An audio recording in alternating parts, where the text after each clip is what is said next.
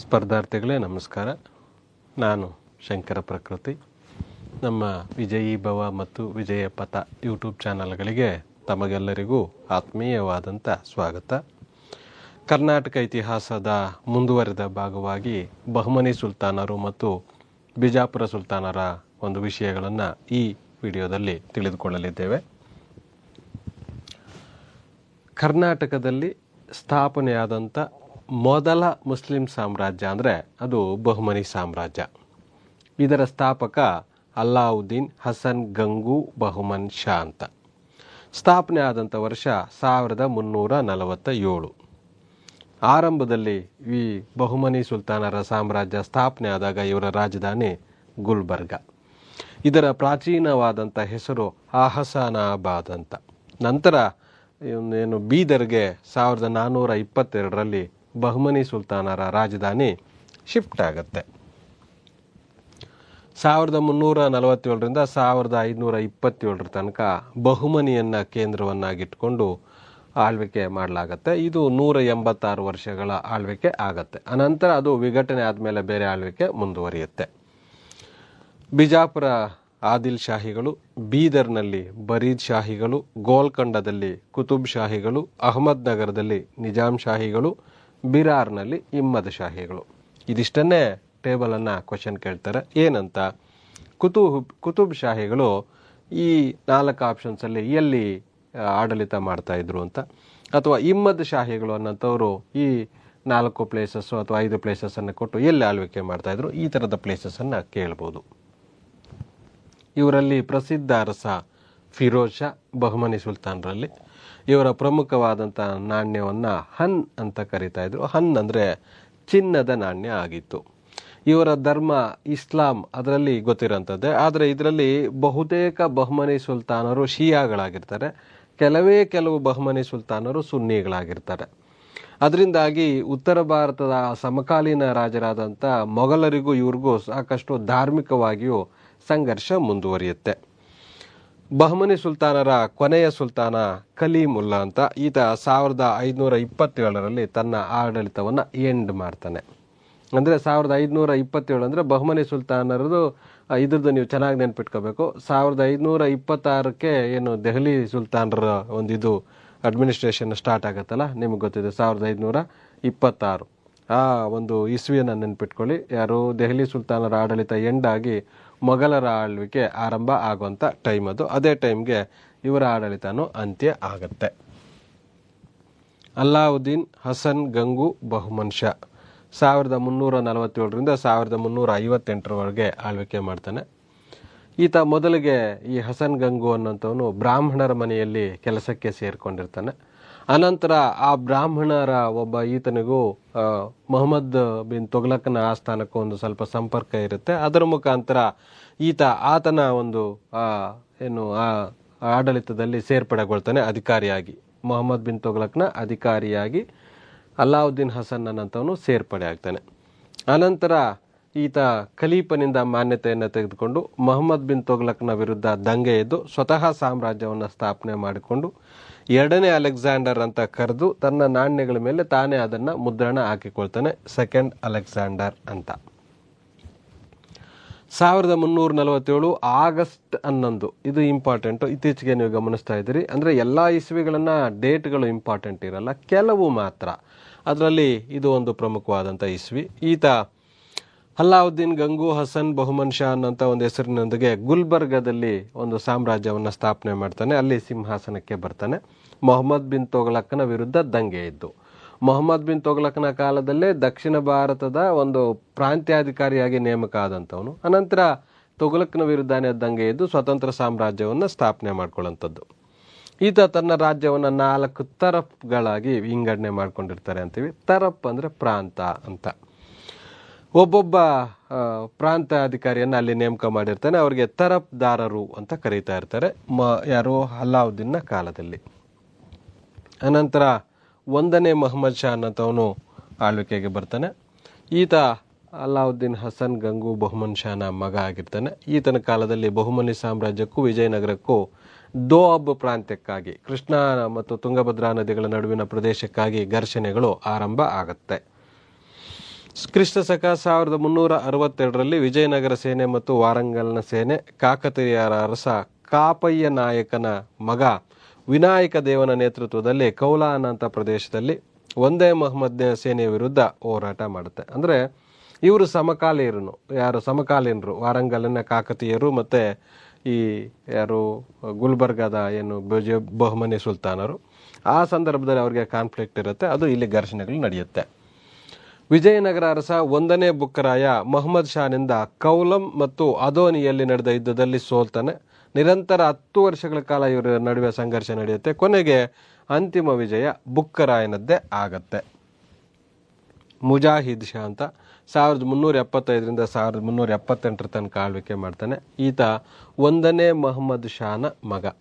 ಈತನು ತನ್ನ ಸಹೋದರನಾದ ದಾವೂದ್ನಿಂದನೇ ಕೊಲೆ ಆಗ್ತಾನೆ. ಇದು ನಿಮಗೆ ಗೊತ್ತಿದೆ, ಸಿಂಹಾಸನಕ್ಕಾಗಿ ಅವರಲ್ಲಿ ಈ ಥರದ ಕೊಲೆಗಳು ಸಾಮಾನ್ಯ ಆಗಿರುತ್ತೆ. ನಂತರ ದಾವೂದ್ ಸುಲ್ತಾನನಾದನು ಇವನಿಂದ ವಿಜಯನಗರದ ಅರಸ ಹರಿಹರ ರಾಯಚೂರನ್ನು ಗೆದ್ದುಕೊಳ್ತಾನೆ. ಇವರೆಲ್ಲ ಘರ್ಷಣೆಗಳು ಮಾಡ್ಕೊಂಡಿದ್ದಾಗ ವಿಜಯನಗರದವ್ರಿಗೆ ಅನುಕೂಲ ಆಗುತ್ತೆ. ಆ ಸಂದರ್ಭದಲ್ಲಿ ರಾಯಚೂರನ್ನು ಗೆದ್ದುಕೊಳ್ತಾರೆ. ದಾವೂದ್ ಕ್ರಿಸ್ತ ಶಕ 378ರಲ್ಲಿ ಮಸೀದಿಯಲ್ಲಿ ನಮಾಜ್ ಮಾಡ್ತಾ ಇರಬೇಕಾದಾಗ ಆತನ ಸೇವಕನೇ ಆತನನ್ನು ಕೊಲೆ ಮಾಡ್ತಾನೆ. ದಾವೂದ್ನ ನಂತರದಲ್ಲಿ 2ನೇ ಮಹಮ್ಮದ್, ಗಿಯಾಸುದ್ದೀನ್, 2ನೇ ಶಂಸುದ್ದೀನ್ ಅನ್ನೋಂಥವ್ರು ಬಹಮನಿ ಸುಲ್ತಾನರಾಗಿ ಆಳ್ವಿಕೆ ಮಾಡ್ತಾರೆ. ಇವರೆಲ್ಲರೂ ಅಸಮರ್ಥರಾಗಿರ್ತಾರೆ. ಹಾಗಾಗಿ ಬೇಗ ಬೇಗ ಬದಲಾವಣೆಗಳಾಗ್ತಾರೆ. ಅನಂತರ ತಾಜುದ್ದೀನ್ ಫಿರೋಜ್ ಶಾ ಅನ್ನೋಂಥವ್ನು ಅಧಿಕಾರಕ್ಕೆ ಬರ್ತಾನೆ. ಬಹಮನಿ ಸುಲ್ತಾನರಲ್ಲಿ ಅತಿ ಶ್ರೇಷ್ಠ ಸುಲ್ತಾನ ಯಾರಂದರೆ ಈತನೇ ಆಗಿರ್ತಾನೆ. 1398ರಲ್ಲಿ ವಿಜಯನಗರದೊಂದಿಗೆ 3 ಸಲ ಯುದ್ಧದಲ್ಲಿ ಪಾಲ್ಗೊಂಡು 2ನೇ ಹರಿಹರನನ್ನು ಈತ ಸೋಲಿಸಿರ್ತಾನೆ. 1397ರಲ್ಲಿ ವಿಜಯನಗರದ 2ನೇ ಹರಿಹರ ಬಹುಮನಿ ಸುಲ್ತಾನರಿಂದ ಸಾಗರ ಕೋಟೆಯನ್ನು ಆಕ್ರಮಿಸಿಕೊಳ್ತಾನೆ. ಆದರೆ ತಾಜುದ್ದೀನ್ ಪುನಃ ಅದನ್ನು ವಶಪಡಿಸಿಕೊಂಡು ರಕ್ಷಿಸಿಕೊಳ್ತಾನೆ. 1400ರ ವೇಳೆಗೆ ಮತ್ತೊಮ್ಮೆ ಇವೆರಡು ಸಾಮ್ರಾಜ್ಯಗಳು ಅಂದರೆ ಬಹುಮನಿ, ಅದು ನಿರಂತರವಾಗಿ ಬಹುಮನಿಗಳಿಗೂ ಮತ್ತು ವಿಜಯನಗರದವ್ರಿಗೂ ಯುದ್ಧ ನಡೀತಾನೆ ಇರುತ್ತೆ. ಮುದುಗಲ್ ಕೋಟೆಯ ಅಲ್ಲಿ ಒಂದು ಯುದ್ಧ ನಡೆಯುವಂಥ ಸಂದರ್ಭ ಬರುತ್ತೆ. ಅಲ್ಲಿ ಸುವರ್ಣಕಾರ ಅಥವಾ ಸ್ವರ್ಣಕಾರ ಅಂತ ಕರೀತಾರೆ, ಅಥವಾ ಅಕ್ಕಸಾಲಿಗ ಅಂತ ಕರೀತಾರೆ. ಆ ಅಕ್ಕಸಾಲಿಗ ಅಂದರೆ ಚಿನ್ನದ ಕೆಲಸ ಮಾಡೋಂಥವನು ಶ್ರೀಮಂತ ಆಗಿರ್ತಾನೆ. ಆತನ ಮಗಳು ತುಂಬ ಸುಂದರವತಿ ಆಗಿರ್ತಾಳೆ. ಆಕೆಗೋಸ್ಕರ ಈ 1ನೇ ದೇವರಾಯ ಆಕೆಯನ್ನು ಮದುವೆ ಆಗೋದಕ್ಕೆ ಇಷ್ಟಪಡ್ತಾನೆ. ಅಲ್ಲಿ ಇವರ ಒಂದು ಘರ್ಷಣೆಗಳು ಆರಂಭ ಆಗುತ್ತೆ. ಯಾಕೆ ಅಂತಂದರೆ ಆ ಹುಡುಗಿ ಇವರನ್ನು ವಿವಾಹ ಆಗೋದಕ್ಕೆ ಇಷ್ಟ ಇರೋದಿಲ್ಲ ಅಂತ ಒಂದು ಕಡೆ ಹೇಳಲಾಗುತ್ತೆ. ಜೊತೆಗೆ ಅದೇ ಹುಡುಗಿಯನ್ನು ಬಹುಮನಿ ಸುಲ್ತಾನರ ಅವರ ಆಸ್ಥಾನದಲ್ಲಿ ಇರುವಂಥ ರಾಜಕುಮಾರನಿಗೆ ಮದುವೆ ಮಾಡ್ಕೋಬೇಕು ಅನ್ನೋಂಥದ್ದಿತ್ತು. ಹಂಗಾಗಿ ಇದು ಯುದ್ಧ ನಡೀತದೆ ಅಂತ ಹೇಳಲಾಗುತ್ತೆ. ಮುದುಗಲ್ ಕೋಟೆಯನ್ನು ಆಕ್ರಮಣ ಮಾಡ್ತಾನೆ ಆ ಹುಡುಗಿಗೋಸ್ಕರ. ಆದರೆ ಆಕೆಯನ್ನು ತಾಜುದ್ದೀನ್ ಫಿರೋಜ್ ಶಾ ಅನ್ನೋತವನು ತನ್ನ ಮಗನಿಗೆ ವಿವಾಹ ಮಾಡಿಕೊಳ್ತಾನೆ. ಇದರಿಂದ ಕೋಪಗೊಂಡಂಥ 1ನೇ ದೇವರಾಯ ಸುಲ್ತಾನನಿಗೆ ಸೇರಿದ ದೋ ಪ್ರದೇಶವನ್ನು ಆಕ್ರಮಣ ಮಾಡ್ತಾನೆ. ತಾಜುದ್ದೀನ್ ಸೋತು ಒಪ್ಪಂದವನ್ನು ಮಾಡಿಕೊಳ್ತಾನೆ. ಅಂದರೆ ಪೆರಿಸ್ತಾ ಅದೇ ಕಾಲದಲ್ಲಿ, ಅನಂತರ ಕಾಲದಲ್ಲಿ ಬರುವಂಥ ಒಬ್ಬ ಪೆರಿಸ್ತಾ ಅನ್ನೋತವನು ಬರೀತಾನೆ, ದೇವರಾಯ ತನ್ನ ಮಗಳನ್ನ ಇದೇ ಫಿರೋಜನಿಗೆ ಕೊಟ್ಟಿದ್ದ ಅಂತ ಹೇಳ್ತಾನೆ. ಜೊತೆಗೆ ಬಂಕಾಪುರ ಅನ್ನೋಂಥದ್ದನ್ನು ವರದಕ್ಷಿಣೆಯಾಗಿಯೂ ಸಹ ಇವರಿಗೆ ಕೊಟ್ಟಿದ್ದ ಅನ್ನೋಂಥ ಮಾತನ್ನ ಹೇಳಲಾಗುತ್ತೆ. ಬಟ್ ಇತಿಹಾಸಕಾರರು ಈ ಪೆರಿಸ್ತಾನ ಹೇಳಿಕೆಯನ್ನ ಪ್ರಶ್ನೆ ಮಾಡಿದ್ದಾರೆ. ಅದಕ್ಕೆ ಆಧಾರಗಳು ಕೊರತೆ ಇದೆ ಅಂತ. ಇಲ್ಲಿ ನಿಮ್ಗೆ ಗೊತ್ತಿರ್ಬೋದು, ಅಕ್ಕಸಾಲೆ ಹುಡುಗಿ ಕದನ ಯಾರಿಗೆ ನಡೆಯುತ್ತೆ ಅಂದರೆ ತಾಜುದ್ದೀನ್ ಫಿರೋಜ್ ಶಾ ಮತ್ತು 1ನೇ ದೇವರಾಯನಿಗೆ ನಡೆಯುತ್ತೆ. ಇದು ಇಂಪಾರ್ಟೆಂಟು. ಯಾರಿಗೋಸ್ಕರ ಅಕ್ಕಸಾಲೆ ಹುಡುಗಿಯನ್ನು ಯಾರು ವಿವಾಹ ಮಾಡ್ಕೊಳ್ತಾರೆ ಅಂದರೆ ತಾಜುದ್ದೀನ್ ಫಿರೋಜ್ ಶಾನ ಮಗನಿಗೆ ವಿವಾಹ ಮಾಡ್ಕೊಳ್ತಾರೆ. ಆದರೆ 1ನೇ ದೇವರಾಯ ಮಾಡ್ಕೋಬೇಕು ಅಂತ ಇರ್ತಾನೆ. ಇಲ್ಲಿ ಇನ್ನೊಂದು ಏನು ಹೇಳ್ತಾ ಇದ್ದಾನೆ, 1ನೇ ದೇವರಾಯನ ತನ್ನ ಮಗಳನ್ನು ಫಿರೋಜನಿಗೆ ಕೊಟ್ಟಿದ್ದ ಅಂತ. ಅಲ್ಲಿಗೆ 1ನೇ ದೇವರಾಯನೇ ಇಲ್ಲಿ ಒಂದು ಮದುವೆ ಮಾಡ್ಕೋಬೇಕಂತ ಹೋದಂಥ ಸಂದರ್ಭದಲ್ಲಿ ತನ್ನ ಮಗಳಿಗೆ ಮದುವೆ ಆಗುವಂಥ ಏಜ್ ಇತ್ತ, ಅದನ್ನು ಆಕೆ ಕೊಟ್ಟಿದ್ರ ಅನ್ನೋಂಥದ್ದು ಇಲ್ಲಿ ಪ್ರಶ್ನೆ ಮೂಡುತ್ತೆ. ನಂತರ ದಿನಗಳಲ್ಲಿ ನಡೆದಂಥ ವಿಜಯನಗರ ಸಾಮ್ರಾಜ್ಯದೊಂದಿಗಿನ ಯುದ್ಧದಲ್ಲಿ ಸತತವಾಗಿ ಸೋತು ರಾಯಚೂರು, ಹಾನಗಲ್, ದೋ ಪ್ರದೇಶಗಳು ವಿಜಯನಗರ ಸಾಮ್ರಾಜ್ಯದಲ್ಲಿ ಉಳಿದುಕೊಳ್ತವೆ. ಈ ಫಿರೋಜ್ ಶಾನ್ ಕೈಯಲ್ಲಿ ಅವುಗಳನ್ನ ಸಂಭಾಳಿಸೋದಕ್ಕಾಗೋದಿಲ್ಲ, ಕಂಟಿನ್ಯೂ ಮಾಡೋಕ್ಕಾಗೋದಿಲ್ಲ. ಹಾಗಾಗಿ ಇದು ವಿಜಯನಗರ ವಶಕ್ಕೆ ಬರುತ್ತೆ. ಕುರಾನ್ ಹಸ್ತಪ್ರತಿಗಳನ್ನು ಮಾಡಿ ಅದನ್ನು ಮಾರಾಟ ಮಾಡಿ ಬಂದಂಥ ಹಣದಲ್ಲಿ ಈತ ತನ್ನ ಜೀವನವನ್ನು ಸಾಗಿಸ್ತಾ ಇರ್ತಾನೆ.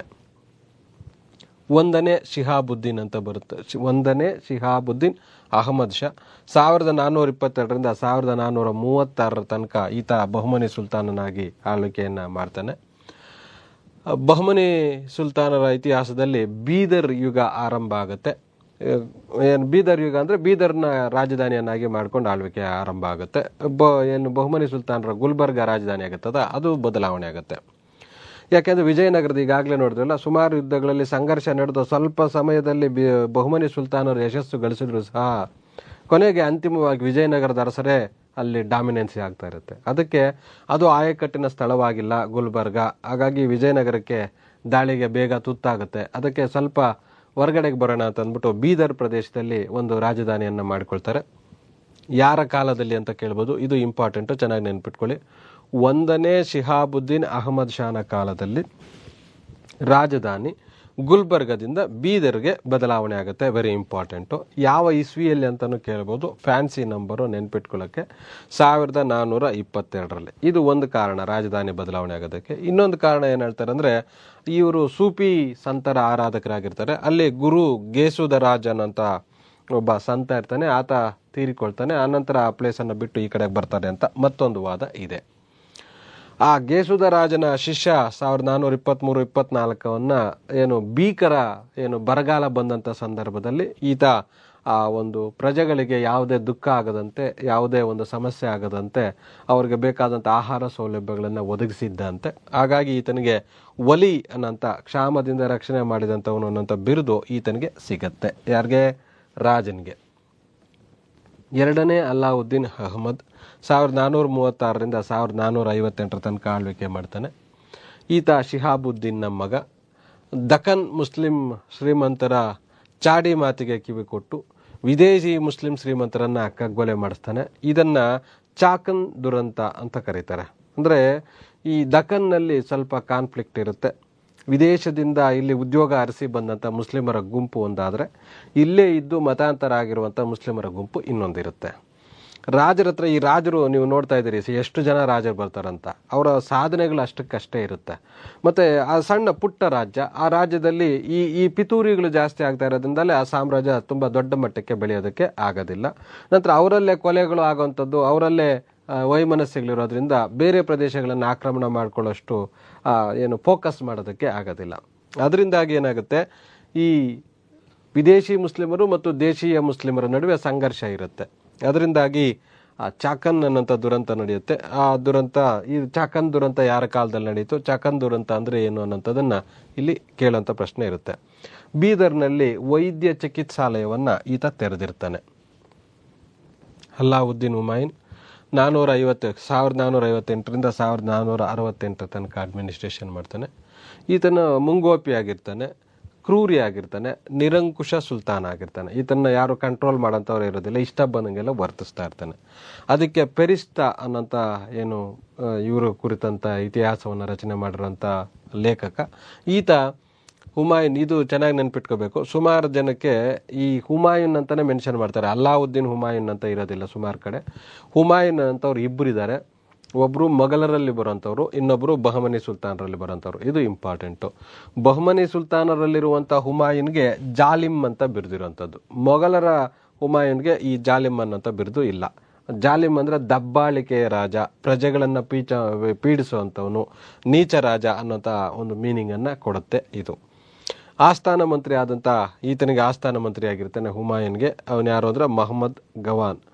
ಗವಾನನ ಪತ್ನಿ ರಾಣಿ ನರ್ಗೀಸ್ ಅಂತ ಇರ್ತಾಳೆ. ಆಕೆ ಇಲ್ಲಿ ಪ್ರತಿನಿಧಿಯಾಗಿ, ಅಂದರೆ ಹುಮಾಯೂನನ ಕಾಲದಲ್ಲಿ ಅಡ್ಮಿನಿಸ್ಟ್ರೇಷನ್ ಮಾಡೋದಕ್ಕೆ ಈಕೆಯನ್ನು ಸಹ ಭಾಗವಹಿಸಿರ್ತಾಳೆ. 1461ರಲ್ಲಿ ತನ್ನ ಸೇವಕನಿಂದಲೇ ಈತ ಕೊಲೆಗೀಡಾಗ್ತಾನೆ. ಅದರಿಂದ ಪ್ರಜೆಗಳು ಖುಷಿ ಪಟ್ಟರು, ಯಾಕಂದರೆ ಅವನ ದಬ್ಬಾಳಿಕೆ ಅಲ್ಲಿಗೆ ಅಂತ್ಯ ಆಯಿತು ಅಂತ. ಇವನ ನಂತರ ಈತನ ಮೂರನೇ ಮಗ ನಿಜಾಮುದ್ದೀನ್ ಅಹಮದ್ ಶಾ ಅನ್ನೋತವನ ಅಧಿಕಾರಕ್ಕೆ ಬರ್ತಾನೆ. ಆತನಿಗೆ ಚಿಕ್ಕ ವಯಸ್ಸಾಗಿರುತ್ತೆ. ಆದ್ದರಿಂದಾಗಿ ನರ್ಗಿಸ್ ಬೇಮ್ ಮೊಹಮ್ಮದ್ ಗವಾನನ ಪತ್ನಿ ಇದ್ದಾಳೆ, ಆಕೆ ಈ 8 ವರ್ಷದ ಒಬ್ಬ ರಾಜಕುಮಾರನಿಗೆ ರಾಜಪ್ರತಿನಿಧಿಯಾಗಿ ಅಡ್ಮಿನಿಸ್ಟ್ರೇಷನ್ ಮಾಡೋಕ್ಕೆ ಶುರುವಾಗ್ತಾಳೆ. ಮೊಹಮ್ಮದ್ ಗವಾನ್ ಈ ಕಾಲದಲ್ಲಿ ಮಂತ್ರಿ ಆಗಿರ್ತಾನೆ. ಹಾಗಾಗಿ ಗಂಡ ಹೆಂಡತಿ ಅಲ್ಲಿ ಪ್ರಭಾವ ಸ್ಥಾನ ಇದ್ದಿದ್ದರಿಂದ ಮುಂದೆ ಮೊಹಮ್ಮದ್ ಗವಾನ್ ಪ್ರಧಾನಮಂತ್ರಿ ಆಗೋನಂಥ ಮಟ್ಟಕ್ಕೆ ಬೆಳಿತಾನೆ. ಮೊಹಮ್ಮದ್ ಗವಾನ್ 1463ರಿಂದ 1481, ಇದು ಇಸ್ವಿ ನೆನ್ಪಿಟ್ಕೋಬೇಕಾಗತ್ತೆ. ಮೊಹಮ್ಮದ್ ಗವಾನ್ ಇಂಪಾರ್ಟೆಂಟು. ಬಹುಮನಿ ಸಾಮ್ರಾಜ್ಯವನ್ನು ಅತ್ಯುನ್ನತ ಮಟ್ಟಕ್ಕೆ ತೆಗೆದುಕೊಂಡು ಹೋದಂಥ ಅದರಲ್ಲಿ ಎಲ್ಲ ನೀವು ಬೇರೆ ರಾಜವಂಶಗಳಲ್ಲಿ ನೋಡಿದಾಗ ರಾಜರ ಹೆಸರು ತುಂಬ ಖ್ಯಾತಿಯನ್ನು ಗಳಿಸ್ತದೆ. ಆದರೆ ಬಹುಮನಿ ಸುಲ್ತಾನರು ಅಂತಂದರೆ ಬಹುಮನಿ ಸುಲ್ತಾನರಲ್ಲಿ ತುಂಬ ಖ್ಯಾತಿಯಾಗಿರುವಂಥ ಹೆಸರು ಯಾರ್ದು ಅಂದರೆ ಅದು ಮೊಹಮ್ಮದ್ ಗವಾನ. ಈತ ರಾಜ ಅಲ್ಲ, ಮಂತ್ರಿ ಆಗಿದ್ದುಕೊಂಡು ಆ ರಾಜ್ಯವನ್ನು ವಿಸ್ತರಿಸುವಂಥ ಕೆಲಸದಲ್ಲಿ ಪ್ರಮುಖ ಪಾತ್ರ ವಹಿಸಿರ್ತಾನೆ. ಹಾಗಾಗಿ ಈತನನ್ನು ಇಲ್ಲಿ ಅಧ್ಯಯನ ಮಾಡ್ತೀವಿ. ಈತನಿಗೆ ಗವಾನ ಅಂತ ಯಾಕೆ ಕರೀತಾರೆ ಅಂದರೆ ಪರ್ಷಿಯಾದಲ್ಲಿ ಒಂದು ಪ್ಲೇಸು ಗವಾನ ಅನ್ನೋಂಥ ಹಳ್ಳಿ, ಅಲ್ಲಿಂದ ಬಂದಿರ್ತಾನೆ. 1454ರಲ್ಲಿ ಈತ ಬೀದರ್ಗೆ ಬಂದು ನೆಲೆಸ್ತಾನೆ. ಯಾಕೆ ಅಂದರೆ ಇಲ್ಲಿ ಸೂಫಿ ಸಂತ ಮಹೀಬುಲ್ಲಾ ಕಿರ್ಮಾನಿ ಅನ್ನೋಂಥವ್ನು ಇರ್ತಾನೆ. ಆತನನ್ನು ಭೇಟಿ ಮಾಡಲಿಕ್ಕಾಗಿ ಬಂದಿರ್ತಾನೆ. ಅನಂತರ ಬಂದು ಇಲ್ಲೇ ಉದ್ಯೋಗವನ್ನು ಪಡೆದು ಇಲ್ಲೇ ನೆಲೆ ನಿಲ್ತಾನೆ. ಇಲ್ಲಿ ನೀವು ಉತ್ತರ ಭಾರತ ದಕ್ಷಿಣ ಭಾರತಕ್ಕೆ ಕಂಪೇರ್ ಮಾಡಬೇಕು. ಸೂಫಿಗಳು ಅನ್ನೋಂಥವ್ರು ಉತ್ತರ ಭಾರತದಲ್ಲಿ ಸುನ್ನಿಗಳು ತುಂಬ ಮೊಘಲರ ಆಳ್ವಿಕೆ ಮಾಡ್ತಾ ಇದ್ದಾರಲ್ಲ, ಅವರು ತುಂಬ ಧಾರ್ಮಿಕವಾಗಿ ಒಂದು ಸ್ವಲ್ಪ ರಿಜಿಡ್ ಆಗಿರ್ತಾರೆ, ಫ್ಲೆಕ್ಸಿಬಲ್ ಇರೋದಿಲ್ಲ. ಅದರಿಂದಾಗಿ ಏನಾಗುತ್ತೆ, ಉತ್ತರ ಭಾರತದಿಂದ ದಕ್ಷಿಣ ಭಾರತಕ್ಕೆ ಈ ಸೂಫಿಗಳು ಸ್ವಲ್ಪ ಲಿಬರಲ್ ಥಾಟ್ಸನ್ನು ಇದ್ದಂಥವ್ರು. ಹಾಗಾಗಿ ಶಿಯಾಗಳು ಆ ಸೂಫಿಗಳಿಗೆ ಸ್ವಲ್ಪ ಎನ್ಕರೇಜ್ಮೆಂಟ್ ಕೊಡ್ತಾರೆ. ಅದರಿಂದಾಗಿ ಉತ್ತರ ಭಾರತಕ್ಕೆ ಕಂಪೇರ್ ಮಾಡಿದ್ರೆ ದಕ್ಷಿಣ ಭಾರತದಲ್ಲಿ ಶಿಯಾಗಳ ಸಂಖ್ಯೆ ಹೆಚ್ಚಿರುತ್ತೆ, ಜೊತೆಗೆ ಸೂಫಿ ಸಂತರ ಸಂಖ್ಯೆ ಹೆಚ್ಚಾಗಿ ಇರುತ್ತೆ. ಅದನ್ನು ನಾವಿಲ್ಲಿ ಗಮನಿಸಬೇಕಾಗತ್ತೆ. ಮೊಹಮ್ಮದ್ ಗವಾನ್ ಬಹುಮನಿ ಸುಲ್ತಾನರಲ್ಲಿ 2ನೇ ಅಲ್ಲಾವುದ್ದೀನ್ ಹುಮಾಯೂನ್ನ ಕಾಲದಲ್ಲಿ ನೇಮಕ ಆಗ್ತಾನೆ. ಅನಂತರ ಕಾಲದಲ್ಲಿ ನಿಜಾಮ್ ಶಾ, ಅನಂತರ 3ನೇ ಮೊಹಮ್ಮದ್ ಶಾನ ಕಾಲದಲ್ಲಿ ಈತ ಪ್ರಧಾನಿ ಹುದ್ದೆಯನ್ನು ಗಿಟ್ಟಿಸಿ ಮುಂದುವರಿತಾನೆ. ಸುಮಾರು 14 ವರ್ಷಗಳ ಕಾಲ ಈತ ಬಹುಮನಿ ಸುಲ್ತಾನರಿಗೆ ಸೇವೆಯನ್ನು ಸಲ್ಲಿಸ್ತಾನೆ. ಈತನಿಗೆ ಲಷ್ಕರಿ, ಘಾಜಿ, ಖ್ವಾಜಾ ಇ ಜಹಾನ್ ಅನ್ನೋಂಥ ವಿವಿಧ ಬಿರುದುಗಳು ಇದ್ದಾವೆ. ಅಂದರೆ ಸಾಮಾನ್ಯವಾಗಿ ರಾಜರಿಗೆ ಬಿರುದುಗಳಿರೋಂಥದ್ದನ್ನು ನಾವು ಗಮನಿಸ್ತೀವಿ, ಆದರೆ ಇಲ್ಲಿ ಪ್ರಧಾನಿಗೆ ಬಿರುದುಗಳಿರೋಂಥದ್ದು ಇಂಪಾರ್ಟೆಂಟ್ ಆಗುತ್ತೆ. ವಿಜಯನಗರ ಸಾಮ್ರಾಜ್ಯದ ವಿರುದ್ಧ ಈತ ಯುದ್ಧಗಳನ್ನು ಮಾಡ್ತಾನೆ. ಹೂಡಿ, ಕೊಂಕಣ, ಬೆಳಗಾವಿ, ಗೋವಾ ಪ್ರದೇಶಗಳನ್ನು ವಶಪಡಿಸ್ಕೊಳ್ತಾನೆ. ಹುಬ್ಬಳ್ಳಿ, ಬಾಗಲಕೋಟೆ ಪ್ರದೇಶಗಳನ್ನು ವಶಪಡಿಸ್ಕೊಂಡು ಉತ್ತರ ಕರ್ನಾಟಕದ ಬಹುತೇಕ ಭಾಗಗಳು ಈತನ ಆಳ್ವಿಕೆಗೆ ಒಳಪಡ್ತವೆ. ಕೇಲ್ನ ಅನ್ನೋಂಥ ಕೋಟೆಯನ್ನು ಸಹ ಈತ ವಶಪಡಿಸ್ಕೊಂಡಿರ್ತಾನೆ. ಇಷ್ಟೆಲ್ಲ ಡಾಮಿನೆನ್ಸಿ ಆಗ್ತಾ ಇದ್ದಾರೆ. ಈತ ಹೆಂಡತಿ ಗಂಡ ಇಬ್ಬರು ಬಹುಮನಿ ಸುಲ್ತಾನರಲ್ಲಿ ಪ್ರಮುಖವಾದಂಥ ಆಯಕಟ್ಟಿನ ಸ್ಥಾನದಲ್ಲಿದ್ದಾರೆ. ಈತ ವಿದೇಶಿಯಿಂದ ಬಂದಂಥವನು. ಆವಾಗ ದೇಶೀಯವಾಗಿ ಇಲ್ಲೇ ಮತಾಂತರವಾಗಿರುವಂಥ ಮುಸ್ಲಿಮರಿಗೆ ಈತನ ಯಶಸ್ಸನ್ನು ಕಂಡು ಈರ್ಷೆ ಆಗುತ್ತೆ. ಅದರಿಂದಾಗಿ ಗವಾನನ ಆಗಿನ ಕಾಲದಲ್ಲಿ ರಾಜಮುದ್ರೆ ಅಂತ ಕರೆಯುವಂಥವ್ರು. ಸಾಮಾನ್ಯವಾಗಿ ಅವರ ಉಂಗುರಗಳು ರಾಜಮುದ್ರೆ ಆಗಿರ್ತಾ ಇತ್ತು. ಈ ಮೊಹಮ್ಮದ್ ಗವಾನನ ರಾಜಮುದ್ರೆಯನ್ನು ಆತ ಮಲಗಿರುವಾಗಲೋ ಅಥವಾ ಆತನ ಅಧಿಕಾರಿಯಿಂದನೋ ಕದ್ದು ಒಂದು ಕಾಗದದ ಮೇಲೆ ಮುದ್ರೆ ಹೊತ್ತಿಸ್ಕೊಂಡು ಆ ಮುದ್ರೆಯಲ್ಲಿ ಒರಿಸ್ಸಾದ ಪುರುಷೋತ್ತಮನಿಗೆ ಒಂದು ಪತ್ರವನ್ನು ಬರೆದಾಗುತ್ತೆ. ಅಂದರೆ ಪೇಪರ್ ಮೇಲೆ ಖಾಲಿ ಇರುತ್ತೆ, ಕೆಳಗಡೆ ಸೀಲ್ ಹಾಕೋತಾರೆ. ಅನಂತರ ಮೇಲ್ಗಡೆ ಪತ್ರದಲ್ಲಿ ಬರೀತಾರೆ ಏನಂತ, ಒರಿಸ್ಸಾದಲ್ಲಿ ಆಗ ರಾಜ ಪುರುಷೋತ್ತಮ ಅನ್ನೋಂಥವನಿರ್ತಾನೆ. ಆತನಿಗೆ ಗವಾನ ಆಹ್ವಾನ ಕೊಟ್ಟಂತೆ ಏನಂತ, ಈ ಬಹುಮನಿ ಸುಲ್ತಾನರಲ್ಲಿರುವಂಥ ರಾಜರು ತುಂಬ ವೀಕ್ ಇದ್ದಾರೆ, ಅದರಲ್ಲೂ ಪ್ರಮುಖವಾಗಿ 3ನೇ ಮೊಹಮ್ಮದ್ ಅನ್ನೋಂಥವನ್ನ ಆಳ್ವಿಕೆ ಮಾಡ್ತಾ ಇದ್ದಾನೆ, ಆತ ಅಷ್ಟು ಸಮರ್ಥ ಅಲ್ಲ, ಹಾಗಾಗಿ ನೀನು ಬಂದು ಇಲ್ಲಿ ದಾಳಿ ಮಾಡಿ ಆತನನ್ನು ಕೊಂದಾಕಿ ಈ ರಾಜ್ಯವನ್ನು ಆಕ್ರಮಿಸಿಕೊ ಅಂತ ಆತನಿಗೆ ಪತ್ರವನ್ನು ಬರೆದಂತೆ ಈ ಒಂದು ಪತ್ರ ಚಳುವಳಿ ಮಾಡಿರ್ತಾರೆ. ಅದನ್ನು 3ನೇ ಮೊಹಮ್ಮದನಿಗೆ ತೋರಿಸ್ತಾರೆ. ನೋಡಿ, ನೀವು ಮೊಹಮ್ಮದ್ ಗವಾನನ್ನು ತುಂಬ ಮೆಚ್ಕೊಂಡಿದ್ದೀರಿ, ಪ್ರಮುಖ ಹುದ್ದೆಗಳನ್ನು ಕೊಟ್ಟಿದ್ದೀರಿ, ಅವನು ಯಾವುದೋ ದೇಶದಿಂದ ಬಂದಿರೋಂಥವನು, ಅವನು ನಮಗೆ ನಿಷ್ಠನಾಗಿರೋದಿಲ್ಲ, ನಾವು ಇಲ್ಲೇ ಇರುವಂಥ ಮುಸ್ಲಿಮರಿಗೆ ನೀವು ಅವಕಾಶ ಕೊಟ್ಟಿಲ್ಲ, ನೋಡಿ ಆತ ನಿಮ್ಮ ಮೇಲೆ ದಾಳಿ ಮಾಡಿ ಅಂತ ಅಂದ್ಬಿಟ್ಟು ಒರಿಸ್ಸಾದ ರಾಜನಿಗೆ ಪತ್ರ ಬರೆದಿದ್ದಾನೆ ಅಂತ ಪತ್ರವನ್ನು ತೋರಿಸಲಾಗುತ್ತೆ. ಅದರ ಕೆಳಗಡೆ ಗವಾನನ ಮುದ್ರೆ ಇರುತ್ತೆ. ಅದನ್ನು ನೋಡಿ ಏನು 3ನೇ ಮೊಹಮ್ಮದ್ ಅನ್ನೋತವನು ಈತನಿಗೆ ಒಂದು ಮರಣ ಶಿಕ್ಷೆಯನ್ನು ವಿಧಿಸ್ತಾನೆ ಕ್ರಿಸ್ತಶಕ 1481ರಲ್ಲಿ. ಆವಾಗ ಆತ ವಿಚಾರಣೆಗೆ ಒಳಪಟ್ಟಂಥ ಸಂದರ್ಭದಲ್ಲಿ ಮೊಹಮ್ಮದ್ ಗವಾನ್ ಹೇಳ್ತಾನೆ, ನಾನು ಈಗಾಗಲೇ ಮುದುಕ ಆಗ್ಬಿಟ್ಟಿದ್ದೀನಿ, ನನ್ನನ್ನು ಕೊಲೆ ಮಾಡಿದ್ರೆ ಅಥವಾ ಗಲ್ಲಿಗೆ ಹಾಕಿದ್ರೆ ಅದೇನು ದೊಡ್ಡ ವಿಚಾರ ಅಲ್ಲ, ಆದರೆ ನನ್ನ ಅವಸಾನ ನಿನ್ನ ಸಾಮ್ರಾಜ್ಯದ ಅವನತಿಗೆ ಆರಂಭ ಆಗತ್ತೆ. ನಾನು ಇರೋದ್ರಿಂದ ಇದುವರೆಗೆ ನಿನ್ನ ಸಾಮ್ರಾಜ್ಯವನ್ನು ರಕ್ಷಿಸ್ತಾ ಬಂದಿದ್ದೀನಿ, ಯಾಕೆಂದರೆ ಇಲ್ಲಿ ಪಿತೂರಿ ಮಾಡೋಂಥವ್ರಿಗೆ ಯಾರಿಗೂ ಅವಕಾಶ ಕೊಟ್ಟಿಲ್ಲ, ಆದರೆ ನಾನು ಈಗ ತೀರಿಕೊಂಡಿದ್ದೆ ಆಗಿದ್ರೆ ಖಂಡಿತ ನಿನ್ನ ಸಾಮ್ರಾಜ್ಯ ನಶಿಸ್ತದೆ ಅಂತ ಅಂದ್ಬಿಟ್ಟು ಆತ ಭವಿಷ್ಯವನ್ನು ನೋಡ್ದಿರ್ತಾನೆ. ಅದೇ ರೀತಿಯಲ್ಲಿ ಮೊಹಮ್ಮದ್ ಗವಾನನ ತೀರಿಕೊಂಡ ನಂತರ ಬಹುಮನಿ ಸಾಮ್ರಾಜ್ಯ ವಿನಾಶದ ಕಡೆ ಹೋಗುತ್ತೆ. ಅದು ಕೊನೆಗೆ ಲಾಸ್ಟ್ ಎಂಡ್ ಏನಾಗುತ್ತೆ, ಬಹುಮನಿ ಸಾಮ್ರಾಜ್ಯ ಅಂದರೆ 5 ಭಾಗಗಳಾಗಿ ವಿಭಾಗ ಆಗತ್ತೆ. ಇವನ ಆಸ್ಥಾನಕ್ಕೆ ಭೇಟಿ ಕೊಟ್ಟಿರ್ತಾನೆ ರಷ್ಯಾದ ಪ್ರವಾಸಿಗ ನಿಕೇಟಿನ್ ವಿಜಯನಗರಕ್ಕೂ ಭೇಟಿ ಕೊಟ್ಟಿರ್ತಾನೆ, ಈ ಬಹುಮನಿ ಸುಲ್ತಾನರ ಇದಕ್ಕೂ ಭೇಟಿ ಕೊಟ್ಟಿರ್ತಾನೆ. ಈತ ರಷ್ಯಾದಿಂದ ಬಂದಂಥವನು. ಇದು ಇಂಪಾರ್ಟೆಂಟು, ಏಕೆಂತಂದರೆ ವಿಜಯನಗರಕ್ಕೆ ಭೇಟಿ ಕೊಟ್ಟಂಥ ಬಹುತೇಕ ಜನ ಬಹುಮನಿ ರಾಜ್ಯಕ್ಕೆ ಭೇಟಿ ಕೊಟ್ಟಿರಲಿಲ್ಲ, ಆದರೆ ನಿಕೇಟಿನ್ 2 ರಾಜ್ಯಗಳಿಗೆ ಭೇಟಿಯನ್ನು ಕೊಟ್ಟಿದ್ದಾರೆ, ಅದು ಇಂಪಾರ್ಟೆಂಟ್ ಆಗತ್ತೆ. ಆತ ಏನು ಈ ಬೀದರ್ ಪಟ್ಟಣ ತುಂಬ ಪ್ರಮುಖವಾಗಿರುವಂಥದ್ದು. ಭಾರತದಲ್ಲಿ ಆಗಿನ ಇಸ್ಲಾಂ ಇದರಲ್ಲಿ ಅದಕ್ಕಿಂತ ಉತ್ತಮವಾದಂಥ ಪಟ್ಟಣ ಇಲ್ಲ ಅನ್ನೋಂಥದ್ದನ್ನು ಹೋಗಲಿ ಬರೆದಿರ್ತಾನೆ. ಈ ವಿದೇಶಿಗರನ್ನ ಬಹುಮನಿ ಸುಲ್ತಾನರ ಕಾಲದಲ್ಲಿ ಅಫಾಕಿಯರು ಅಂತ ಕರೀತಾ ಇದ್ರು. ಅಂದ್ರೆ ಬೇರೆ ದೇಶದಿಂದ ಇಲ್ಲಿ ಉದ್ಯೋಗ ಸಿಗತ್ತೆ ಅಂತ ವಲಸೆ ಬಂದಂತ ಮುಸ್ಲಿಮರು. ಯಾಕೆ ಇಲ್ಲಿಗೆ ವಲಸೆ ಬರ್ತಾ ಇದ್ರು? ನೀವು ದೆಹಲಿ ಸುಲ್ತಾನರ ಕಾಲದಲ್ಲಿ ನೋಡಿ, ಮೊಘಲರ ಕಾಲದಲ್ಲಿ ನೋಡಿ, ಬಹುಮನಿ ಸುಲ್ತಾನರ ಕಾಲದಲ್ಲಿ, ಈ ಮೂರೂ ಜನ ಮುಸ್ಲಿಮರ ಕಾಲದಲ್ಲಿ ಬೇರೆ ದೇಶದಿಂದ ಮುಸ್ಲಿಮರು ತಮ್ಮ ಶಕ್ತಿ ಸಾಮರ್ಥ್ಯಗಳನ್ನು ಪ್ರದರ್ಶನ ಮಾಡಿ ಇಲ್ಲಿ ಉನ್ನತ ಹುದ್ದೆಗಳನ್ನು ಪಡೀತಾ ಇದ್ರು. ಇಲ್ಲಿರುವಂಥ ರಾಜರು, ಮುಸ್ಲಿಂ ರಾಜರು ಅವರಿಗೆ ಉನ್ನತ ಹುದ್ದೆಗಳನ್ನು ಕೊಡ್ತಾ ಇದ್ರು. ಯಾಕೆ ಅಂದರೆ ದೇಶೀಯವಾಗಿ ಇಲ್ಲಿ ಮತಾಂತರವಾಗಿರುವಂಥ ಮುಸ್ಲಿಮರಿಗೆ ಉನ್ನತ ಹುದ್ದೆಗಳನ್ನು ಕೊಟ್ಟರೆ ಇವರು ಪ್ರಾಮಾಣಿಕರಾಗಿರೋದಿಲ್ಲ, ಇಲ್ಲಿ ಪಿತೂರಿಗಳಲ್ಲಿ ತೊಡಗಿಸ್ಕೊಳ್ತಾರೆ, ನಮಗೆ ತೊಂದರೆ ಆಗತ್ತೆ. ಆದರೆ ಬೇರೆ ದೇಶದಿಂದ ಬಂದಂಥವ್ರಾದರೆ ಅವರು ಉನ್ನತ ಸಾಮರ್ಥ್ಯ ಗಳಿಸಿದ್ರೆ ಮಾತ್ರ ಕೊಡ್ತಾರೆ ಅವ್ರಿಗೆ ಹುದ್ದೆ. ಹಾಗಾಗಿ ಸಾಮರ್ಥ್ಯದಲ್ಲಿ ಉನ್ನತವಾಗಿರ್ತಾರೆ. ಜೊತೆಗೆ ಇಲ್ಲಿರುವಂಥವ್ರ ಜೊತೆ ಪಿತೂರಿಗಳಲ್ಲಿ ಭಾಗವಹಿಸೋದು ಬಹಳ ಕಡಿಮೆ ಅಂತ ಅಂದ್ಬಿಟ್ಟು ಉನ್ನತ ಪ್ರಮುಖ ಹುದ್ದೆಗಳನ್ನು ಆ ವಿದೇಶಿ ಮುಸ್ಲಿಮರಿಗೆ ಕೊಡ್ತಾ ಇರ್ತಾರೆ. ಅವರನ್ನು ದಖನ್ನಲ್ಲಿ ಅಪಾಕಿಯರು ಅಂತ ಕರೀತಾ ಇರ್ತಾರೆ. ಇಲ್ಲಿರೋಂಥವ್ರು ದಖನಿ ಮುಸ್ಲಿಮರು ಅಂತಾನೆ ಕರೀತಾರೆ. ಈ ಅಪಾಕಿಯರು ಅಂದರೆ ಯಾರ್ಯಾರು ಅಂದರೆ ಇರಾನ್ನಿಂದ ಬರ್ತಾ ಇದ್ರು, ಇರಾಕು, ಟರ್ಕಿ, ಅರೇಬಿಯಾ ಈ ಥರದ ಪ್ರಮುಖ ಮುಸ್ಲಿಂ ರಾಷ್ಟ್ರಗಳಿಂದ ಭಾರತಕ್ಕೆ ವಲಸೆ ಬರ್ತಾ ಇದ್ರು. ಇಲ್ಲಿ ಉನ್ನತವಾದಂಥ ಸ್ಯಾಲರಿ ಸಿಗತ್ತೆ ಅಂತ. ಬಹುಶಃ ಪ್ರಪಂಚದಲ್ಲಿ ಅತಿ ಶ್ರೀಮಂತ ಮುಸ್ಲಿಂ ಸಾಮ್ರಾಜ್ಯಗಳೇನಾದರೂ ಇತ್ತು ಅಂದರೆ ಅದು ದೆಹಲಿ ಸುಲ್ತಾನರು, ಮೊಘಲರು ಮಾತ್ರ. ಇದಕ್ಕಿಂತ ರಿಚ್ನೆಸ್ ಇದ್ದಂಥ ಪ್ರಪಂಚದ ಯಾವುದೇ ಮುಸ್ಲಿಂ ಸಾಮ್ರಾಜ್ಯ ನಮಗೆ ಸಿಗೋದಿಲ್ಲ. ಶಿಹಾಬುದ್ದೀನ್ ಮಹಮ್ಮದ್ ಶಾ 1482ರಿಂದ 1517ರವರೆಗೆ ಆಳ್ವಿಕೆ ಮಾಡ್ತಾನೆ. ಮೂರನೇ ಮೊಹಮ್ಮದ್ ಶಾನ ಮಗ 12 ವರ್ಷದ ಬಾಲಕ ಆಗಿರ್ತಾನೆ. ರಾಜ್ಯದ ನಿಜವಾದ ಅಧಿಕಾರ 12 ವರ್ಷದ ಚಿಕ್ಕವನಾಗಿದ್ದರಿಂದ ಆತನ ಹತ್ರ ಇರೋದಿಲ್ಲ. ಟರ್ಕಿ ವಂಶದ ಕಾಸಿಂ ಬರೀದ್ನ ಕೈಯಲ್ಲಿ ಇರುತ್ತೆ. ಇದು ಇಂಪಾರ್ಟೆಂಟು, ಈ ಇಸ್ವಿ ನೋಡ್ಕೊಳ್ಳಿ. 1482ರಿಂದ 1517. ಇಲ್ಲಿ ಈ ಇಸ್ವಿ ನಿಮಗೆ ವಿಜಯನಗರ ಸಾಮ್ರಾಜ್ಯ ನಾನು ಕ್ಲಾಸ್ ಕೇಳಿದಿರಲ್ವಾ, ಅದರಲ್ಲಿ ನಿಮ್ಗೆ ಗೊತ್ತಾಗುತ್ತೆ. 1509ಕ್ಕೆ ಕೃಷ್ಣದೇವರಾಯ ಅಧಿಕಾರಕ್ಕೆ ಬಂದಿರ್ತಾನೆ. ಅಲ್ಲಿಗೆ ಶಿಹಾಬುದ್ದೀನ್ ಅನ್ನೋಂಥವ್ರು 1517ರವರೆಗೆ ಅಡ್ಮಿನಿಸ್ಟ್ರೇಷನ್ ಮಾಡ್ತಾನೆ. ಅಲ್ಲೇನಾಗುತ್ತೆ, ಈತ 12 ವರ್ಷದವನಾಗಿದ್ದರಿಂದ ಆ 12 ವರ್ಷದವನನ್ನು ಜೈಲಲ್ಲಿಟ್ಟು ವಿದೇಶಿ ಅಧಿಕಾರಿಯಾಗಿದ್ದಂಥವನು ಕಾಸಿಂ ಬರೀದ್ದನ್ನಂಥವನು ಆ ರಾಜನ ಸಿಂಹಾಸನಕ್ಕೆ ಬಂದು ತಾನೇ ರಾಜನಂತೆ ಅಡ್ಮಿನಿಸ್ಟ್ರೇಷನ್ ಮಾಡ್ತಾ ಇರ್ತಾನೆ. ಅಂಥ ಸಂದರ್ಭದಲ್ಲಿ ಕೃಷ್ಣದೇವರಾಯ ಈ ಮೂರನೇ ಮೊಹಮ್ಮದ್ ಶಾನ ಮಗನಾದಂಥ 12 ವರ್ಷದ ಬಾಲಕ ಇದ್ದಾನಲ್ಲ, ಆತನ ತಾಯಿ ಕೃಷ್ಣದೇವರಾಯನಿಗೆ ರಿಕ್ವೆಸ್ಟ್ ಮಾಡ್ತಾಳೆ, ಈ ಥರ ನನ್ನ ಸಾಮ್ರಾಜ್ಯವನ್ನು ಅಥವಾ ನನ್ನ ಗಂಡನ ಸಾಮ್ರಾಜ್ಯವನ್ನು ಈ ವಿದೇಶದಿಂದ ಬಂದಿರುವಂಥ ಈ ಟರ್ಕಿ ಕಾಸಿಂ ಬರೀದ್ ಅನ್ನೋಂಥವನ್ನ ಆಕ್ರಮಣ ಮಾಡಿ ನಮ್ಮನ್ನು ಜೈಲ್ಗೆ ಹಾಕಿದ್ದಾನೆ, ದಯವಿಟ್ಟು ನಮಗೆ ಸಹಾಯ ಮಾಡಿ ಅಂತ. ಆ ಸಂದರ್ಭದಲ್ಲಿ ಕೃಷ್ಣದೇವರಾಯ ಬಂದು ಈ ಕಾಸಿಂ ಬರೀದ್ನನ್ನು ಸೋಲಿಸಿ ಈ ಜೈಲಲ್ಲಿರುವಂಥವನನ್ನು ಬಿಡಿಸಿ ಸಿಂಹಾಸನದ ಮೇಲೆ ಕೂರಿಸ್ತಾನೆ. ಅಂಥ ಸಂದರ್ಭದಲ್ಲಿ ಕೃಷ್ಣದೇವರಾಯನಿಗೆ ಯವನರಾಜ ಪ್ರತಿಷ್ಠಾಪನಾಚಾರ್ಯ ಅಂತ ಬಿರುದು ಬರುತ್ತೆ. ಅದನ್ನು ನೆನ್ಪಿಟ್ಕೋಬೇಕು ನೀವು. ಕಾಸಿಂ ಬರೀದ್ನ ಸೋಲಿಸೋದು, ಜೊತೆಗೆ ಮೂರನೇ ಮೊಹಮ್ಮದ್ನ ಮಗನಿಗೆ ಜೈಲಿಂದ ಬಿಡುಗಡೆ ಮಾಡೋಂಥದ್ದು. ನಂತರ ಆ ಮೂರನೇ ಮೊಹಮ್ಮದ್ ಯಾರು ಅಂದರೆ ಗವಾನನಿಗೆ ಶಿಕ್ಷೆ ಹಾಕಿದಂಥವನು. ಅಲ್ಲಿಗೆ ಇನ್ನೂ ಒಂದು ಇಂಪಾರ್ಟೆಂಟ್, ಒಂದೆಂಥ ಸೂಪರ್ ಕ್ವಶನ್ ಕೇಳ್ಬೋದು ಗೊತ್ತಾ? ಕೃಷ್ಣದೇವರಾಯನ ಗವಾನ ಅನ್ನೋಂಥವನು ಕೃಷ್ಣದೇವರಾಯನಿಗೆ ಮುಂಚೆ ಬಂದಿರ್ತಾನೆ, ಅನಂತರ ಬಂದಿರ್ತಾನೆ ಅಂತ. ಕೃಷ್ಣದೇವರಾಯ ಅಡ್ಮಿನಿಸ್ಟ್ರೇಷನ್ಗೆ ಬರೋಷ್ಟೊತ್ತಿಗೆ ಗವಾನ ಸತ್ತೋಗಿರ್ತಾನೆ. ಅದನ್ನು ನೀವು ಗಮನದಲ್ಲಿಟ್ಕೋಬೇಕು. ಪ್ರಾಂತ್ಯಾಧಿಕಾರಿಗಳಾದ ಬಿಜಾಪುರ ಯೂಸುಫ್ ಆದಿಲ್ ಶಾ ಮತ್ತು ಬೀದರ್ನ ಕಾಸಿಂ ಬರೀದ್ ಪರಸ್ಪರ ಹೋರಾಟ ಆರಂಭ ಆಗುತ್ತೆ.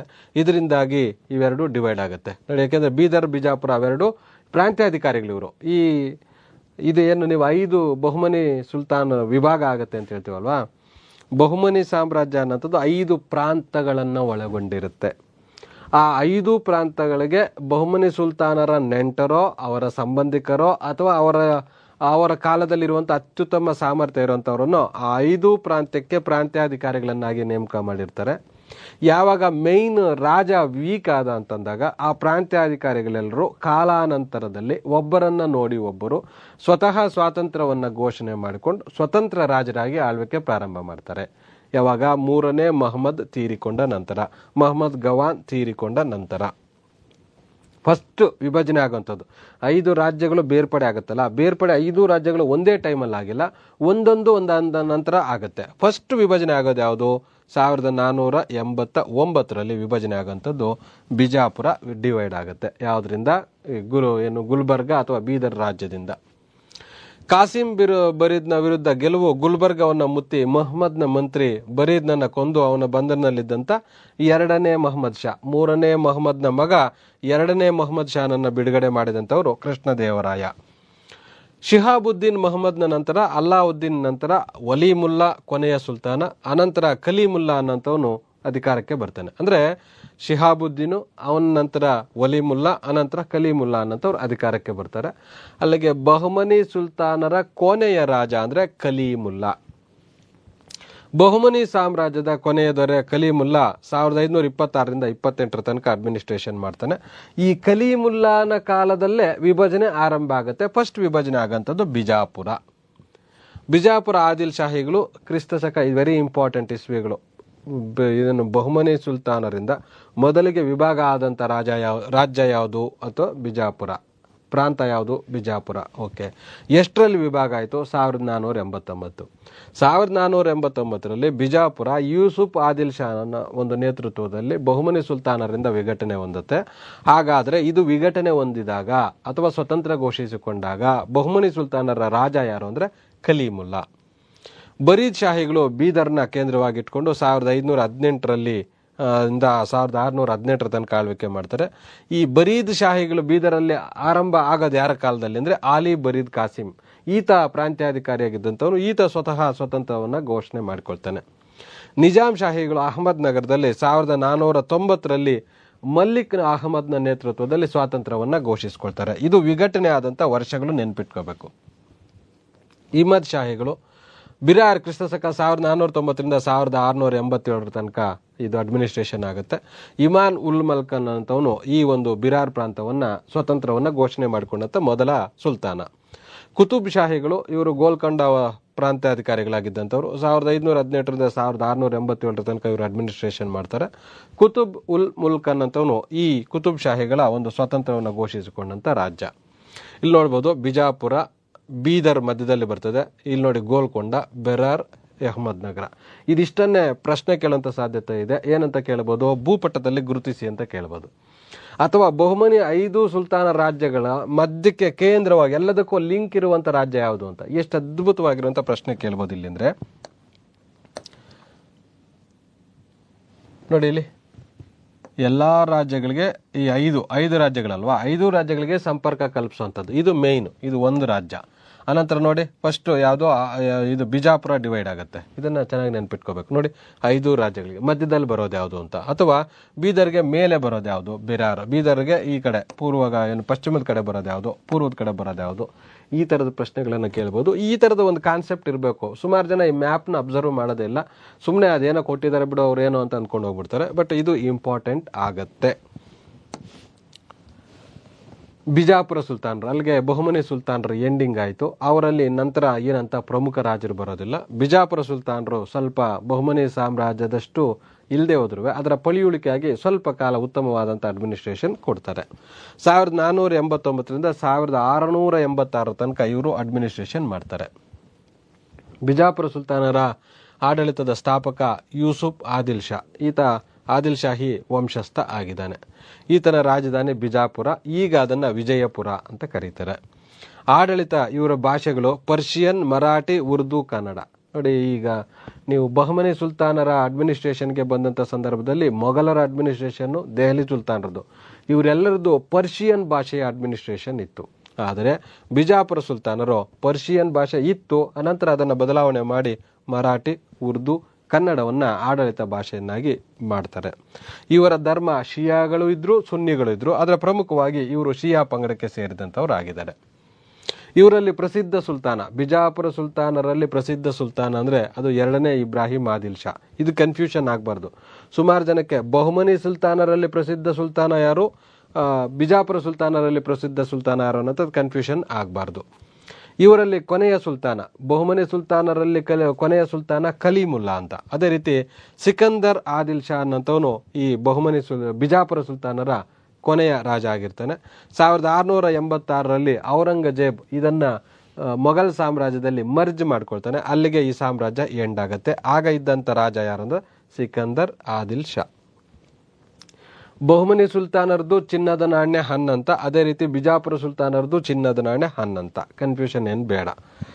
ಬೆಳ್ಳಿ ತಾಮ್ರದ ನಾಣ್ಯಗಳು ಇವರಲ್ಲಿ ಬಳಕೆಯಲ್ಲಿತ್ತು. ಬಿಜಾಪುರವನ್ನ ದಕ್ಷಿಣ ಭಾರತದ ರಾಣಿ ಅಂತ ಕರೀತಾರೆ, ಯಾಕೆಂದ್ರೆ ಅದರ ಕಲೆ ಮತ್ತು ವಾಸ್ತುಶಿಲ್ಪದ ದೃಷ್ಟಿಯಿಂದ. ಬಹುಮನಿ ಸಾಮ್ರಾಜ್ಯವು 5 ಶಾಹಿ ಮನೆತನಗಳಲ್ಲಿ ಪ್ರಥಮವಾಗಿ ವಿಭಜನೆಯಾಗಿದ್ದು ಬಿಜಾಪುರ. ಯೂಸುಫ್ ಆದಿಲ್ ಶಾ 1489ರಿಂದ 1510 ತನಕ ಈತ ಆಳ್ವಿಕೆ ಮಾಡ್ತಾನೆ. ಬಿಜಾಪುರ ಆದಿಲ್ ಶಾಹಿ ಸ್ಥಾಪಕ ಈತ. ಇನ್ನೊಂದು ವಿಶೇಷ ಏನಂದರೆ ನೋಡಿ, ಎಷ್ಟು ಅದ್ಭುತವಾಗಿದೆ, ಈ ಡೇಟ್ ನೋಡ್ಕೋಬೇಕು ನೀವು. 1489, ಅದೇ ರೀತಿ 1498, ಉಲ್ಟಾ ಮಾಡಿದ್ರೆ 89ನ್ನ 98 ಮಾಡಿದ್ರೆ ವಾಸ್ಕೋ ಡಿ ಗಾಮ ಭಾರತಕ್ಕೆ ಬಂದ ವರ್ಷ. ವಾಸ್ಕೋ ಡಿ ಗಾಮ ಭಾರತಕ್ಕೆ ಬಂದ ಕಾಲದಲ್ಲಿ ಬಿಜಾಪುರದ ರಾಜ ಯಾರಾಗಿದ್ರು ಅಂತ ಪ್ರಶ್ನೆಯನ್ನ ಕೇಳ್ಬೋದು. ಕ್ರಿಸ್ತಶಕ 1510ರಲ್ಲಿ, ಈತನ ಕಾಲದಲ್ಲೇ ವೆರಿ ಇಂಪಾರ್ಟೆಂಟು, ಕೃಷ್ಣದೇವರಾಯ ಆಲ್ಬುಕರ್ಕನ್ಗೆ ಸಪೋರ್ಟ್ ಮಾಡಿ ಆಲ್ಬುಕರ್ಕು ಈ ಬಿಜಾಪುರ ಸುಲ್ತಾನರಿಂದ ಗೋವಾ ಪ್ರದೇಶವನ್ನು ಗೆದ್ದುಕೊಳ್ತಾನೆ. ಆಗ ಯೂಸುಫ್ ಆದಿಲ್ ಶಾನಿಂದಾನೇ ಇದನ್ನು ಗೆದ್ದುಕೊಳ್ಳುವಂಥದ್ದು. ಇದು ಚೆನ್ನಾಗಿ ಗೊತ್ತಿರಬೇಕು. ಇದೇ ಯೂಸುಫ್ ಆದಿಲ್ ಶಾ ಎಲ್ಲಿಗೆ ಏನೇನು ಕೇಳ್ಬೋದು ಗೊತ್ತಾ? ಯೂಸುಫ್ ಆದಿಲ್ ಶಾ ಈಗ ನೋಡ್ಕೊಳ್ಳಿ, ಯೂಸುಫ್ ಆದಿಲ್ ಶಾ ಇಸ್ವಿ ನೋಡ್ಕೊಳ್ಳಿ, ವೆರಿ ಇಂಪಾರ್ಟೆಂಟ್. 1510 ಏನು ಆಲ್ಬುಕರ್ಕನ ಭಾರತಕ್ಕೆ ಬಂದು ಇದನ್ನು ವಶಪಡಿಸ್ಕೊಂಡಿದ್ದು ಗೋವಾ. ಹಂಗಾಗಿ ಇದು ವೆರಿ ಇಂಪಾರ್ಟೆಂಟ್ ಆಗುತ್ತೆ. ಏನೇನು ಕೇಳ್ಬೋದು ಇಲ್ಲಿ ಅಂದರೆ, ಬಿಜಾಪುರ ಸುಲ್ತಾನರ ಮೊದಲ ರಾಜ ಯಾರು? ಯೂಸುಫ್ ಆದಿಲ್ ಶಾ. ಬಹುಮನಿ ಸುಲ್ತಾನರಿಂದ ವಿಘಟನೆ ಹೊಂದಿದಂಥ ಮೊದಲ ರಾಜ್ಯ ಬಿಜಾಪುರ. ಆವಾಗ ಯಾರು ಸುಲ್ತಾನ್ ಆಗಿದ್ರು? ಯೂಸುಫ್ ಆದಿಲ್ ಶಾ. ವಾಸ್ಕೋಡಿಗಾಮ ಭಾರತಕ್ಕೆ ಬಂದಾಗ ಬಿಜಾಪುರ ಸುಲ್ತಾನ ಯಾರು? ಯೂಸುಫ್ ಆದಿಲ್ ಶಾ. ಆಲ್ಬುಕರ್ಕನ್ ಅಂತವನು ಯಾವ ಬಿಜಾಪುರ ಸುಲ್ತಾನನಿಂದ ಗೋವಾವನ್ನು ವಶಪಡಿಸಿಕೊಂಡ? ಯೂಸುಫ್ ಆದಿಲ್ ಶಾ. ಇಷ್ಟು ಇಂಪಾರ್ಟೆಂಟ್ ಆಗುತ್ತೆ. ಈ ಥರದ್ದು ಕೀ ಪಾಯಿಂಟ್ಸ್ ಆಗುತ್ತೆ ಯಾವುದು ನಮ್ಮ ಸೆಲೆಕ್ಷನಲ್ಲಿ. ಸರ್ ಇವೆಲ್ಲ ಬೇಕಾಗಿತ್ತಾ, ಇಷ್ಟೆಲ್ಲ ಇನ್ಫಾರ್ಮೇಷನ್ ಬೇಕಾ, ಇವೆಲ್ಲ ಕೇಳ್ತಾರಾ ಅನ್ನೋಂಥದ್ದು ನಾನು ಕೆಲವ್ರಿಗೆ ಡೌಟ್ ಬರುತ್ತೆ. ಬಟ್ ವಿಷಯ ತಿಳ್ಕೊಂಡಿರಲೇಬೇಕಾಗತ್ತೆ. ಈಗ ಇತ್ತೀಚೆಗೆ KS ಎಕ್ಸಾಮ್ ಆಗಿದೆ, ನೀವು ನೋಡಿದ್ದೀರಿ ಅದರಲ್ಲಿ ಹೆಂಗೆಲ್ಲ ಕೇಳ್ತಾರೆ ಅನ್ನೋಂಥದ್ದು. ಅದರಿಂದಾಗಿ ವಿಷಯ ಅನ್ನೋಂಥದ್ದು ನಮ್ಗೆ ಅದ್ರ ಸುತ್ತಮುತ್ತಲು ಇರೋಂಥದ್ದು ಇಂಪಾರ್ಟೆಂಟು, ತಿಳ್ಕೊಂಡಿರಲೇಬೇಕಾಗತ್ತೆ. ಅನಂತರ ಬರೋಂಥವನು ಇಸ್ಮಾಯಿಲ್ ಆದಿಲ್ ಶಾ ಅಂತ. ಈತ 1510ರಿಂದ 1534 ತನಕ ಆಳ್ವಿಕೆ ಮಾಡ್ತಾನೆ. ಯೂಸುಫ್ ಆದಿಲ್ ಶಾನ ಮಗ ಈತ ಆಗಿರ್ತಾನೆ. ಈತ ಅಪ್ರಾಪ್ತ ವಯಸ್ಕನಾಗಿದ್ದರಿಂದ ಕಮಲ್ ಖಾನ್ ಅನ್ನಂಥವನು ರಾಜಪ್ರತಿನಿಧಿಯಾಗಿ ಆಳ್ವಿಕೆ ಮಾಡ್ತಾನೆ. 1512ರಲ್ಲಿ ಕೃಷ್ಣದೇವರಾಯನ ವಿರುದ್ಧ ರಾಯಚೂರು ಮತ್ತು ದೋವಾ ಪ್ರದೇಶಕ್ಕಾಗಿ ಇವರ ನಡುವೆ ಸಂಘರ್ಷ ಶುರುವಾಗುತ್ತೆ. ರಾಯಚೂರು ಪ್ರದೇಶವನ್ನು ಕೃಷ್ಣದೇವರಾಯ ವಶಪಡಿಸ್ಕೊಳ್ತಾನೆ. 1ನೇ ಇಬ್ರಾಹಿಂ ಆದಿಲ್ ಶಾ 1534ರಿಂದ 1557 ತನಕ ಅಡ್ಮಿನಿಸ್ಟ್ರೇಷನ್ ಮಾಡ್ತಾನೆ. ಈತ ಅಳಿಯ ರಾಮರಾಯನ ಸ್ನೇಹಿತ. ಪರ್ಷಿಯನ್ ಭಾಷೆಯನ್ನು ತೆಗೆದುಹಾಕಿ ಉರ್ದು ಭಾಷೆಯನ್ನು ಆಡಳಿತ ಭಾಷೆಯನ್ನಾಗಿ ಮಾಡ್ತಾನೆ. ಇದು ವೆರಿ ಇಂಪಾರ್ಟೆಂಟು. ಉರ್ದು ಭಾಷೆ ಹುಟ್ಟುವಂಥದ್ದೇ ದಖನ್ನಲ್ಲಿ, ಅದು ಬಿಜಾಪುರ, ಗುಲ್ಬರ್ಗ ಈ ಪ್ರಾಂತಗಳಲ್ಲಿ. ಉರ್ದು ಅಂತಂದರೆ ಅದನ್ನು ಸೈನಿಕ ಶಿಬಿರದ ಭಾಷೆ ಅಂತ ಕರೀತಾರೆ. ಅದರಲ್ಲಿ ಬೇರೆ ಬೇರೆ ಪ್ರದೇಶಗಳಿಂದ ಬಂದಂಥ ಸೈನಿಕರು ಒಂದು ಪ್ರದೇಶದಲ್ಲಿ ಒಂದೇ ಸೈನಿಕ ಕ್ಯಾಂಪಲ್ಲಿ ಇದ್ದಂಥ ಸಂದರ್ಭದಲ್ಲಿ ಭಾಷೆ ಅರ್ಥ ಆಗದಂತೆ ಒಬ್ರಿಗೊಬ್ರು, ಈಗ ಸ್ಕೂಲು ಅನ್ನೋಂಥದ್ದು ಕನ್ನಡ ಪದ ಅಲ್ಲ, ಇಂಗ್ಲೀಷ್ ಪದ, ಆದರೂ ನಾವು ಸ್ಕೂಲ್ ಅನ್ನೋಂಥದ್ದನ್ನ ಬಳಕೆ ಮಾಡ್ತೀವಿ. ಸರಳವಾಗಿ ಸರಾಗವಾಗಿ ಕನ್ನಡ ಪದವೇನೋ ಅನ್ನೋ ಮಟ್ಟಕ್ಕೆ ಬಳಕೆ ಮಾಡ್ತೀವಿ. ಅದೇ ರೀತಿ ಇವ್ರ ಕಾಲದಲ್ಲೂ ಸಹ ಬೇರೆ ಬೇರೆ ದೇಶದ ಪದಗಳು, ಬೇರೆ ಬೇರೆ ಸೈನಿಕರಲ್ಲೆಲ್ಲ ಬಂದಿದ್ದಂಥವರು ಕಮ್ಯುನಿಕೇಷನ್ಗೋಸ್ಕರ ಒಂದು ಆ ಭಾಷೆ ಪದ, ಇನ್ನೊಂದು ಭಾಷೆ ಪದ, ಇನ್ನೊಂದು ಭಾಷೆ ಪದ, ಈ ಥರ ಮಿಕ್ಸ್ ಆಗಿ ಮಾತಾಡ್ತಾ ಇರ್ತಾರೆ. ಅದಕ್ಕೆ ಉರ್ದು ಅಂದರೆ ಸೈನಿಕ ಶಿಬಿರದ ಭಾಷೆ ಅಂತ. ಅದನ್ನು ಆಡಳಿತ ಭಾಷೆಯನ್ನಾಗಿ ಮಾಡಿದಂಥದ್ದು ಇದೇ ಯಾರ ಕಾಲದಲ್ಲಿ? 1ನೇ ಇಬ್ರಾಹಿಂ ಆದಿಲ್ ಶಾನ ಕಾಲದಲ್ಲಿ.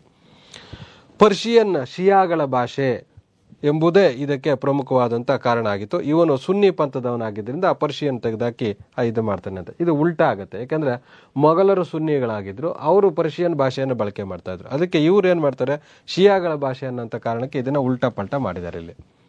1ನೇ ಆಲಿ ಆದಿಲ್ ಶಾ 1558ರಿಂದ 1580 ತನಕ ಅಡ್ಮಿನಿಸ್ಟ್ರೇಷನ್ ಮಾಡ್ತಾನೆ. ಈತ ರಾಮರಾಯನ ಸ್ನೇಹಿತ. ಇವನ ಕಾಲದಲ್ಲಿ ಬಿಜಾಪುರ ಆದಿಲ್ ಶಾಹಿಗೂ ಮತ್ತು ಅಹ್ಮದ್ ನಗರದ ನಿಜಾಮ್ ಶಾಹಿಗಳ ನಡುವೆ ವೈವಾಹಿಕ ಸಂಬಂಧಗಳು ಬೆಳೀತದೆ. ಅಂದರೆ ಇವರು ಡಿವೈಡ್ ಆಗಿದ್ರು. ಯಾರು? ಬಿಜಾಪುರದವರು ಅಹ್ಮದ್ ನಗರು ಸ್ವತಂತ್ರ ಆಗಿ ಒಬ್ರಿಗೊಬ್ಬರಿಗೆ ಶತ್ರುಗಳಾಗೇ ಇದ್ರು. ಇವ್ರ ನಡುವೆ ಯುದ್ಧಗಳು ನಡೀತಾ ಇತ್ತು. ಈಗೇನಾಗ್ತದೆ, ಆ ಯುದ್ಧಗಳು ಮುಕ್ತಾಯ ಆಗಿ ಇಲ್ಲಿ ವೈವಾಹಿಕ ಸಂಬಂಧಗಳು ಬೆಳೀತಾ ಇದೆ. ಯಾರ್ಯಾರ ನಡುವೆ? ಅಹ್ಮದ್ ನಗರದ ಹುಸೇನ್ ನಿಜಾಮ್ ಶಾ ತನ್ನ ಪುತ್ರಿಯಾದ ಚಾಂದ್ ಬೀಬಿಯನ್ನ ಬಿಜಾಪುರ ಸುಲ್ತಾನ ಅಲಿ ಆದಿಲ್ ಶಾಗೆ ಕೊಟ್ಟು ವಿವಾಹ ಮಾಡ್ತಾನೆ. ಇಲ್ಲಿ ರಿಲೇಷನ್ಶಿಪ್ ಬೆಳೀತು. ಇದು ಇಂಪಾರ್ಟೆಂಟ್ ಆಗುತ್ತೆ. ಚಾಂದ್ ಬೀಬಿ ತುಂಬ ಮುಖ್ಯವಾದಂಥ ಮಹಿಳೆ ಮಧ್ಯಯುಗೀನ ಭಾರತದಲ್ಲಿ. ಅಲಿ ಆದಿಲ್ ಶಾಗೆ ತನ್ನ ಸಹೋದರಿಯಾದ ಬೀಬಿ ಹದಿಯಾ ಬೇಗಂಳನ್ನ ಹುಸೇನ್ ನಿಜಾಮ್ ಶಾಹಿ ಮಗನಾದ ಮುರ್ತಾಜ್ನಿಗೆ ಕೊಟ್ಟು ವಿವಾಹ ಮಾಡ್ತಾರೆ. ಅಲ್ಲಿಗೆ ಯಾರ್ಯಾರ ನಡುವೆ, ಇದು ವೆರಿ ಇಂಪಾರ್ಟೆಂಟು, 5 ಬಹುಮನಿ ಸುಲ್ತಾನರಲ್ಲಿ ತಾಳಿಕೋಟೆ ಇದ್ದ ಸಂದರ್ಭದಲ್ಲಿ ಯಾರ ನಡುವೆ ವೈವಾಹಿಕ ಸಂಬಂಧಗಳಿತ್ತು ಅಂದರೆ ಅದು ಬಿಜಾಪುರದ ಆದಿಲ್ ಶಾಹಿಗೂ ಅಹ್ಮದ್ ನಗರದ ನಿಜಾಮ್ ಶಾಹಿಗಳಿಗೂ ವೈವಾಹಿಕ ಸಂಬಂಧ ಬೆಳೆಯುತ್ತೆ. ಅದರಿಂದಾಗೆ ಈತನೇ ಲೀಡ್ ರೋಲ್ ತೆಗೆದುಕೊಂಡು ಬಿಜಾಪುರ ಸುಲ್ತಾನ ಆ 4 ರಾಜವಂಶಗಳನ್ನು ಹೊಂದಿಸಿ ನಂತರ ತಾಳಿಕೋಟೆ ಇದ್ದಾಗೋದಕ್ಕೆ ಕಾರಣ ಆಗುತ್ತೆ. ಈ ವೈವಾಹಿಕ ಸಂಬಂಧಗಳಿಂದನೇ ನೆಕ್ಸ್ಟ್ ಅವರು ಒಗ್ಗೂಡೋದಕ್ಕೆ ಮತ್ತೊಂದು ಅನುಕೂಲ ಆಗುತ್ತೆ. ಕ್ರಿಸ್ತಶಕ 1565ರಲ್ಲಿ ತಾಳಿಕೋಟೆ ಕದನ ನಡೆಯುತ್ತೆ. ಆ ತಾಳಿಕೋಟೆ ಕದನ ನಡೆದಂಥ ಸಂದರ್ಭದಲ್ಲಿ ಇದ್ದಂಥ ಬಿಜಾಪುರ ಸುಲ್ತಾನ ಯಾರು ಅಂದರೆ ಅಲಿ ಆದಿಲ್ ಶಾ, ಇದು ನೆನಪಿರಲಿ.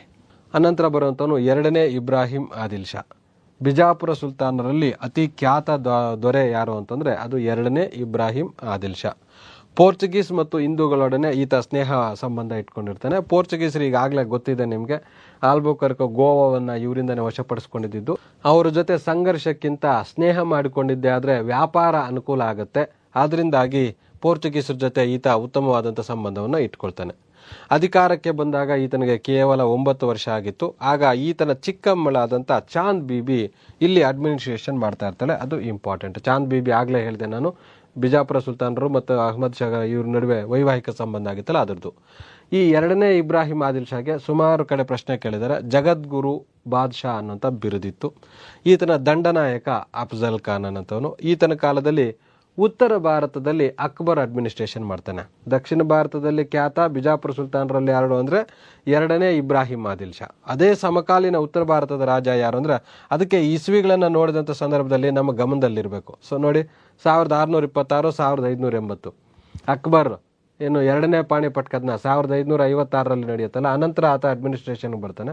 1605ರವರೆಗೆ ಅಡ್ಮಿನಿಸ್ಟ್ರೇಷನ್ ಮಾಡಿರ್ತಾನೆ. ಅನಂತರ ಜಹಾಂಗೀರ್ ಅಡ್ಮಿನಿಸ್ಟ್ರೇಷನ್ಗೆ ಬರ್ತಾನೆ. ಅದಕ್ಕೆ 2ನೇ ಇಬ್ರಾಹಿಂ ಆದಿಲ್ ಶಾ ಇಲ್ಲಿ ಆಳ್ವಿಕೆ ಮಾಡ್ತಾ ಇದ್ದಾಗ ಉತ್ತರ ಭಾರತದಲ್ಲಿ ರಾಜ ಯಾರಾಗಿದ್ರು ಅಂದರೆ ಅಕ್ಬರ್ ಆಗಿದ್ದ. ಅದು ಇಂಪಾರ್ಟೆಂಟ್ ಆಗುತ್ತೆ. ಇವನ ಕಾಲದಲ್ಲಿ ಮಲ್ಲಿಕ್ ಅಂಬರ್ ಅಂತ, ನೀವು ಸುಮಾರು ಜನ ಈ ಪದ ಕೇಳಿರೋದಿಲ್ಲ. ಮಲ್ಲಿಕ್ ಅಂಬರ್ ಅನ್ನಂಥವನು ಗೆರಿಲ್ಲಾ ಯುದ್ಧ ತಂತ್ರದ ಎಕ್ಸ್ಪರ್ಟ್ ಆಗಿರ್ತಾನೆ. ಶಿವಾಜಿ ಗೆರಿಲ್ಲಾ ಯುದ್ಧ ತಂತ್ರ ಗೊತ್ತಲ್ವ ನಿಮಗೆ. ಶಿವಾಜಿ ಈ ಮಲ್ಲಿಕ್ ಅಂಬರ್ ಅನ್ನೋನ ಹತ್ರ ಆ ಒಂದು ಗೆರಿಲ್ಲಾ ಯುದ್ಧ ತಂತ್ರವನ್ನು ತಿಳ್ಕೊಂಡಿರ್ತಾನೆ. ಈತ ಬಿಜಾಪುರವನ್ನು ದಾಳಿ ಮಾಡಿ ಅದನ್ನು ವಶಪಡಿಸ್ಕೊಳ್ತಾನೆ. 1626ರಲ್ಲಿ ಮಲ್ಲಿಕ್ ಅಂಬರ್ ಮರಣದ ನಂತರ ಪುನಃ ಬಿಜಾಪುರವನ್ನು ಇವನ 2ನೇ ಇಬ್ರಾಹಿಂ ಆದಿಲ್ ಶಾ ವಶಪಡಿಸ್ಕೊಳ್ತಾನೆ. ಇವನ ಕಾಲದಲ್ಲಿ ಇಂಗ್ಲೀಷರು ಇಲ್ಲಿ ವ್ಯಾಪಾರ ಸಂಪರ್ಕ ಪ್ರಾರಂಭ ಮಾಡ್ತಾರೆ. ಯಾಕೆಂದರೆ ಈಸ್ಟ್ ಇಂಡಿಯಾ ಕಂಪನಿ ಸ್ಥಾಪನೆ ಆಗುವಂಥದ್ದೇ 1600ರಲ್ಲಿ. 1600ರಲ್ಲಿ ಈತ ಅಡ್ಮಿನಿಸ್ಟ್ರೇಷನ್ ಇರ್ತಾರೆ, 2ನೇ ಇಬ್ರಾಹಿಂ ಆದಿಲ್ ಶಾ, ವೆರಿ ಇಂಪಾರ್ಟೆಂಟು. ಅದೇ ರೀತಿ ಉತ್ತರ ಭಾರತದಲ್ಲಿ ಈಸ್ಟ್ ಇಂಡಿಯಾ ಕಂಪನಿ ಇಂಗ್ಲೆಂಡಲ್ಲಿ ಪ್ರಾರಂಭ ಆದಾಗ ಮೊಘಲರ ರಾಜ ಯಾರಾಗಿದ್ರು ಅಂದರೆ ಅಕ್ಬರ್. ಅದೇ ರೀತಿ ದಕ್ಷಿಣ ಭಾರತದಲ್ಲಿ ಯಾರು ರಾಜ ಆಗಿದ್ರು ಅಂದರೆ 2ನೇ ಇಬ್ರಾಹಿಂ ಆದಿಲ್ ಶಾ. ರಾಲ್ಫ್ ಪಿಚ್ ಅನ್ನೋನು ಅಕ್ಬರ್ನ ಆಸ್ಥಾನಕ್ಕೂ ಭೇಟಿ ಕೊಟ್ಟಿರ್ತಾನೆ. ಅದೇ ರೀತಿ ದಕ್ಷಿಣ ಭಾರತಕ್ಕೂ ಸಹ ಭೇಟಿ ಕೊಟ್ಟಿರ್ತಾನೆ. ವಿಲಿಯಂ ಹಾಕಿನ್ಸ್, ಸರ್ ಥಾಮಸ್ರು ಅವರೆಲ್ಲ ಭೇಟಿ ಕೊಟ್ಟಂಥ ಸಂದರ್ಭದಲ್ಲಿ ಉತ್ತರ ಭಾರತಕ್ಕೆ ಇವ್ರು ಭೇಟಿ ಕೊಟ್ಟಿರ್ತಾರೆ. ಬಟ್ ಆ ಸಂದರ್ಭದಲ್ಲಿ ಇದ್ದಂಥ ದಕ್ಷಿಣ ಭಾರತದ ರಾಜ ಅಂದರೆ 2ನೇ ಇಬ್ರಾಹಿಂ ಆದಿಲ್ ಶಾ. ಹಿಂದೂ ದೇವರುಗಳಾದ ಗಣೇಶ, ಸರಸ್ವತಿ, ನರಸಿಂಹ ವೆರಿ ಇಂಪಾರ್ಟೆಂಟ್. ಯಾಕೆಂದರೆ ಸಾಮಾನ್ಯವಾಗಿ ರಾಮ, ಕೃಷ್ಣ ಇಂಥ ಫೆಮಿಲಿಯರ್ ದೇವರನ್ನು ಬಿಟ್ಟು ನರಸಿಂಹ ಏನು ವಿಷ್ಣುವಿನ ಅವತಾರ ನರಸಿಂಹ ಅನ್ನೋಂಥವನು ಈತನ ಒಂದು ಆರಾಧ್ಯ ದೈವವಾಗಿತ್ತು. ಗಣೇಶ, ಸರಸ್ವತಿ ಕಾಮನ್ ಆಗಿ ಅದೆಲ್ಲರಿಗೂ ವಿದ್ಯಾ ದೇವತೆಗಳು ಅಂತ ಅದು ಮಾಡಲ್ಲ. ಬಟ್ ನರಸಿಂಹ ಅನ್ನೋಂಥದ್ದು ವಿಶೇಷ ಆಗುತ್ತೆ. ಬಿಜಾಪುರದಲ್ಲಿ ನರಸಿಂಹ ದೇವಾಲಯವನ್ನು ಈತ ಕಟ್ಟಿಸ್ತಾನೆ. 2ನೇ ಇಬ್ರಾಹಿಂ ಆದಿಲ್ ಶಾ ಇಂಪಾರ್ಟೆಂಟು. 300ಕ್ಕಿಂತಲೂ ಹೆಚ್ಚು ಹಿಂದೂ ಮುಸ್ಲಿಂ ವಿದ್ವಾಂಸರು ಈತನ ಆಸ್ಥಾನದಲ್ಲಿ ಇರ್ತಾರೆ. ಈತ ಸುಮಾರು ಜನ ಪಂಡಿತರು, ಸಾಹಿತಿಗಳು, ಸಂಗೀತಗಾರರ ನಡುವೆ ವಾಸ ಮಾಡೋದಕ್ಕೆ ಇಷ್ಟಪಡ್ತಾ ಇದ್ದ. 2ನೇ ಇಬ್ರಾಹಿಂ ಆದಿಲ್ ಶಾನ ಆಸ್ಥಾನ ಕವಿ ಫಿರೋಜ್ ಮತ್ತು ಫೆರಿಸ್ತಾ ಅನ್ನೋಂಥವ್ರು ಇರ್ತಾ ಇದ್ರು. ಆಗಲೇ ನೀವು 2 ಕಡೆ ಕೇಳಿದ್ರಿ ಫೆರಿಸ್ತಾ ಅನ್ನೋಂಥದ್ದು. ಆ ಫೆರಿಸ್ತಾ ಅನ್ನೋಂಥವ್ರು ಇದ್ದಿದ್ದು 2ನೇ ಇಬ್ರಾಹಿಂ ಆದಿಲ್ ಶಾನ ಕಾಲದಲ್ಲಿ. ಇವರ ಕಾಲದಲ್ಲಿ ಅದಕ್ಕಿಂತ ಹಿಂದೆ ನಡೆದಂಥ ಒಂದು ಘಟನೆಗಳನ್ನು ಈತನ ಪುಸ್ತಕದಲ್ಲಿ ದಾಖಲಿಸಿದ್ದಾನೆ. ಅದರಲ್ಲಿ ಪ್ರಮುಖವಾಗಿ ಇದೇ ಫೆರಿಸ್ತಾ ಹೇಳುವಂಥದ್ದು 1ನೇ ದೇವರಾಯನ ಮಗಳನ್ನು ಏನು ಬಹುಮನಿ ಸುಲ್ತಾನರ ರಾಜನಿಗೆ ಕೊಟ್ಟು ವಿವಾಹ ಮಾಡಿದ್ದ ಅನ್ನೋಂಥದ್ದು ಇದೇ ಫೆರಿಸ್ತಾ ಹೇಳಿರೋಂಥದ್ದು. ಇವನ ನಂತರ ಇವನ ಮಗನಾದಂಥ ಮೊಹಮ್ಮದ್ ಆದಿಲ್ ಶಾ ಅನ್ನೋತವನು ಅಧಿಕಾರಕ್ಕೆ ಬರ್ತಾನೆ. ಸೂಫಿ ಸಂತರು, ನಾನು ಆಗಲೇ ಹೇಳಿದೆ, ಖ್ವಾಜಾ ಬಂದೆ ನವಾಜ್ ಇವತ್ತು ಗುಲ್ಬರ್ಗಾದಲ್ಲಿ ಆ ಥರ ಏನು ಭಾರತದಲ್ಲಿ ಪ್ರಪಂಚದಲ್ಲಿ ಮುಸ್ಲಿಮರಿಗೆ ಯಾತ್ರಾ ಸ್ಥಳ ಅಂದರೆ ಅದು ಮಕ್ಕಾ ಮದೀನಾ. ಭಾರತದಲ್ಲಿ ಮುಸ್ಲಿಮರ ಪವಿತ್ರ ಯಾತ್ರಾ ಸ್ಥಳ ಅಂದರೆ ಅದು ಅಜ್ಮೀರ. ಅಲ್ಲಿ ಮೊಯಿನುದ್ದೀನ್ ಚಿಸ್ತಿ ಸಮಾಧಿ ಇದೆ, ಅಲ್ಲಿಗೆ ಹೋಗ್ತಾರೆ. ಕರ್ನಾಟಕದಲ್ಲಿ ಮುಸ್ಲಿಮರ ಪವಿತ್ರ ಯಾತ್ರಾ ಸ್ಥಳ ಅಂದರೆ ಅದು ಗುಲ್ಬರ್ಗ. ಯಾಕಂದರೆ ಗ್ವಾಜಾ ಬಂದೆ ನವಾಜನ್ ಅಂತ ಸೂಫಿ ಸಂತನ ಸಮಾಧಿ ಅಲ್ಲಿದೆ. ಈ ಕ್ವಾಜಾ ಬಂದ ನವಾಜ್ ಸುಲ್ತಾನ ಫಿರೋಜ್ ಶಾನಿಂದ ಭೂಮಿಯನ್ನು ದಾನವನ್ನಾಗಿ ಪಡೆದಿರ್ತಾನೆ. ಬೀದರ್ನ ಬರೀದ್ ಶಾಹಿಗಳು ಖಾದ್ರಿ ಪಂಥಕ್ಕೆ ಬೆಂಬಲ ಕೊಟ್ಟರೆ, ಬಿಜಾಪುರದ ಸುಲ್ತಾನರು ಚಿಸ್ತಿ ಪಂಥಕ್ಕೆ ಬೆಂಬಲ ಕೊಡ್ತಾರೆ. ಖಾದ್ರಿ, ಚಿಸ್ತಿ, ಸತ್ತಾರಿ ಇವೆಲ್ಲವೂ ಸೂಫಿಗಳಲ್ಲಿ ಬರುವಂಥ ವಿವಿಧ ಗುಂಪುಗಳು, ಪಂಥಗಳು.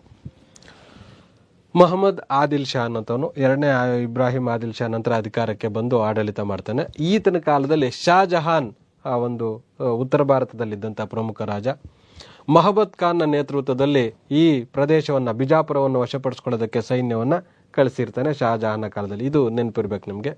ಇದೇ ಸಮಯದಲ್ಲಿ ಮರಾಠರ ನಾಯಕ ಏನು ಶಿವಾಜಿ ಬರ್ತಾನೆ.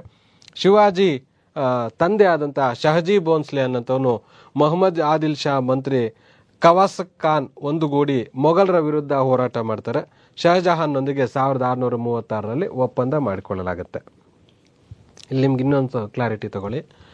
ಶಾಜಹಾನ್ ಅನ್ನಂಥವನು ಇದಕ್ಕಿಂತ ಮುಂಚೆ ದಕ್ಷಿಣ ಭಾರತವನ್ನು ಆಕ್ರಮಣ ಮಾಡಬೇಕು ಅಂತ ಬಂದಿರ್ತಾನೆ. ಆನಂತರ ಶಹಜಹಾನ್ನ ಮಗನಾದಂಥವನು ಇದನ್ನು ಆಕ್ರಮಣ ಮಾಡೋದಕ್ಕೆ ಔರಂಗಜೇಬನು ಸಹ ಬರ್ತಾನೆ. ಜಹಾಂಗೀರ್ನ ಕಾಲದಲ್ಲಿ ಶಹಜಹಾನು ಸಹ ದಕ್ಷಿಣ ಭಾರತವನ್ನು ಆಕ್ರಮಣ ಮಾಡಬೇಕು ಅಂತ ಬಂದಿರ್ತಾನೆ. ಅದರಿಂದಾಗಿ ಇವರೆಲ್ಲರಿಗೂ ದಕ್ಷಿಣ ಭಾರತದ ಮೇಲೆ ಕಣ್ಣಿರುತ್ತೆ. ಇವರು ವಿಜಯನಗರದ ಕಡೆಗೆ ಹೋಗೋದಿಲ್ಲ. ಯಾಕೆಂದರೆ ನೀವು ಮ್ಯಾಪ್ ನೋಡಿದಾಗ ಗೊತ್ತಾಗುತ್ತೆ, ಇವರ ಸಾಮ್ರಾಜ್ಯ ದಾಟಿಕೊಂಡು ವಿಜಯನಗರಕ್ಕೆ ಬರಬೇಕಾಗಿತ್ತು. ಅದಕ್ಕೆ ವಿಜಯನಗರವನ್ನು ಆಕ್ರಮಣ ಮಾಡೋದಕ್ಕೆ ಇವರು ಈ ಪ್ಲೇಸ್ಗಳನ್ನು ಆಕ್ರಮಣ ಮಾಡ್ತಾರೆ. ಅಲ್ಲಿಗೆ ದಂಗೆಗಳಾಗುತ್ತೆ. ಕೊನೆಗೆ ಅವರು ವಾಪಸ್ ರಿಟರ್ನ್ ಹೋಗ್ತಾ ಇರ್ತಾರೆ ಔರಂಗಜೇಬನ ಕಾಲದವರೆಗೆ. ಅನಂತರ ಔರಂಗಜೇಬ ಬಂದು ಈ ಎಲ್ಲ ಪ್ರದೇಶಗಳನ್ನು ವಶಪಡಿಸ್ಕೊಳ್ತಾನೆ.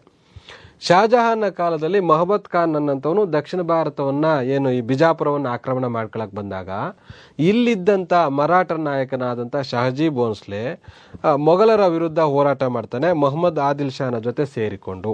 ಅದರಿಂದಾಗಿ ಮೊಘಲರು ಇಲ್ಲಿ ಸೋಲ್ತಾರೆ, ಈ ಬಿಜಾಪುರ ಸುಲ್ತಾನರು ಗೆಲ್ತಾರೆ.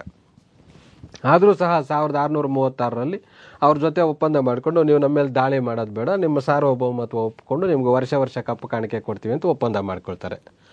ಮೊಹಮ್ಮದ್ ಆದಿಲ್ ಶಾನ ಪ್ರಮುಖ ಸೈನ್ಯಾಧಿಕಾರಿಗಳು ಶಹಜಿ ಭೋನ್ಸ್ಲೆ, ರಣದುಲ್ಲಾ ಖಾನ್, ಮುಸ್ತಫಾ ಖಾನ್ ಇವರು ಪ್ರಮುಖವಾದಂಥ ಸೇನಾಧಿಕಾರಿಗಳು. ಶಿರಾ, ಕೆಳದಿ, ಬಸವಾಪಟ್ಟಣ, ಬಂಕಾಪುರ, ಹರಿಹರ, ಬೆಂಗಳೂರು, ತರೀಕೆರೆ, ಚಿಕ್ಕನಾಯಕನಹಳ್ಳಿ, ಬೇಲೂರು, ತುಮಕೂರು ಈ ಪ್ರದೇಶಗಳನ್ನು ರಣದುಲ್ಲಾ ಖಾನ್ ಮತ್ತು ಈ ಸೇನಾಧಿಪತಿಗಳು ಸೇರಿ ವಶಪಡಿಸ್ಕೊಳ್ತಾರೆ. ಇದು ಇಂಪಾರ್ಟೆಂಟ್. ಇನ್ನೊಂದು ಚೆನ್ನಾಗಿ ಗೊತ್ತಿರಲಿ ನಿಮಗೆ, ಬೆಂಗಳೂರನ್ನು ಇಲ್ಲಿ ವಶಪಡಿಸ್ಕೊಳ್ತಾರಲ್ಲ ಬೆಂಗಳೂರು, ಈ ಬೆಂಗಳೂರನ್ನು ಈ ಶಿವಾಜಿಯ ತಂದೆ ಆದಂಥ ಶಹಜಿ ಭೋನ್ಸ್ಲೆಗೆ ಜಹಗೀರ್ ಆಗಿ ನೀಡಲಾಗಿರುತ್ತೆ. ಹಾಗಾಗಿನೇ ಶಿವಾಜಿ ಈ ಶಹಜಿಯ ಮಗನಾಗಿ ಬೆಂಗಳೂರಿನಲ್ಲೇ ಜನಿಸ್ತಾನೆ. ಅನಂತರ ಈ ತನ್ನ ತಾಯಿ ಶಿವನೇರಿ ದುರ್ಗಕ್ಕೆ ಸೇರಿದ್ರಿಂದ ಅನಂತರ ಅಲ್ಲಿಗೆ ಬೆಳೀತಾನೆ. ಶಹಜಿ ಭೋನ್ಸ್ಲೆಗೆ ಇನ್ನೊಂದು ಪತ್ನಿ ಬೆಂಗಳೂರಲ್ಲಿರ್ತಾಳೆ. ಹಾಗಾಗಿ ಈಕೆ ಅಲ್ಲಿಗೆ ಹೋದಾಗ ಶಿವಾಜಿನೇ ಅಲ್ಲಿ ಹೋಗಿ ಅಲ್ಲಿ ಬೆಳೀತಾನೆ. ಇದು ಇಂಪಾರ್ಟೆಂಟು. ಇದು ನಿಮಗೆ ಗೊತ್ತಿರಲಿ. ಯಾರ ಕಾಲದಲ್ಲಿ? ಮೊಹಮ್ಮದ್ ಆದಿಲ್ ಶಾನ ಕಾಲದಲ್ಲಿ. 1643 ವಿಜಯನಗರದ ದೊರೆ ಶ್ರೀರಂಗನನ್ನು ಸೋಲಿಸಿ ನೆಲ್ಲೂರನ್ನು ವಶಪಡಿಸಿಕೊಂಡು ಜಿಂಜಿಯನ್ನು ಸಹ ಗೆದ್ದುಕೊಳ್ತಾನೆ. ದಕ್ಷಿಣ ಭಾರತದ ಪ್ರದೇಶಗಳನ್ನು ಬಿಜಾಪುರದ ಸಾರ್ವಭೌಮತ್ವಕ್ಕೆ ಒಳಪಡಿಸುವಲ್ಲಿ ಮೊಹಮ್ಮದ್ ಆದಿಲ್ ಶಾ ಮಹತ್ವದ ಪಾತ್ರವನ್ನು ವಹಿಸ್ತಾನೆ. ಅಂದರೆ ದಕ್ಷಿಣ ಭಾರತ ಉತ್ತರ ಭಾರತದ ಆಳ್ವಿಕೆಗೆ ಒಳಪಡದಂತೆ ತಡೆಯೋದಕ್ಕೆ ಸಾಕಷ್ಟು ಪ್ರಯತ್ನವನ್ನು ಈತ ಮಾಡ್ತಾನೆ. ಅವರು ಸಾರ್ವಭೌಮತ್ವ ಒಪ್ಪಿಕೊಂಡ್ರೂ ರಾಜ್ಯವನ್ನು ಅವ್ರಿಗೆ ಒಪ್ಪಿಸಿದಂತೆ ಕಾಪಾಡಿಕೊಳ್ಳಂಥವನು ಇದೇ ಮೊಹಮ್ಮದ್ ಆದಿಲ್ ಶಾ. ಎರಡನೇ ಅಲಿ ಆದಿಲ್ ಶಾ ಅಂತ ಬರ್ತಾನೆ. 1656ರಿಂದ 1672 ತನಕ ಅಡ್ಮಿನಿಸ್ಟ್ರೇಷನ್ ಮಾಡ್ತಾನೆ. ಈತ ತನ್ನ ಕಾಲವನ್ನೆಲ್ಲ ಕುಡಿತ ಮತ್ತು ಹೆಣ್ಣು ಮಕ್ಕಳ ಸಹವಾಸದಲ್ಲಿ ಕಳಿಸ್ತಾನೆ.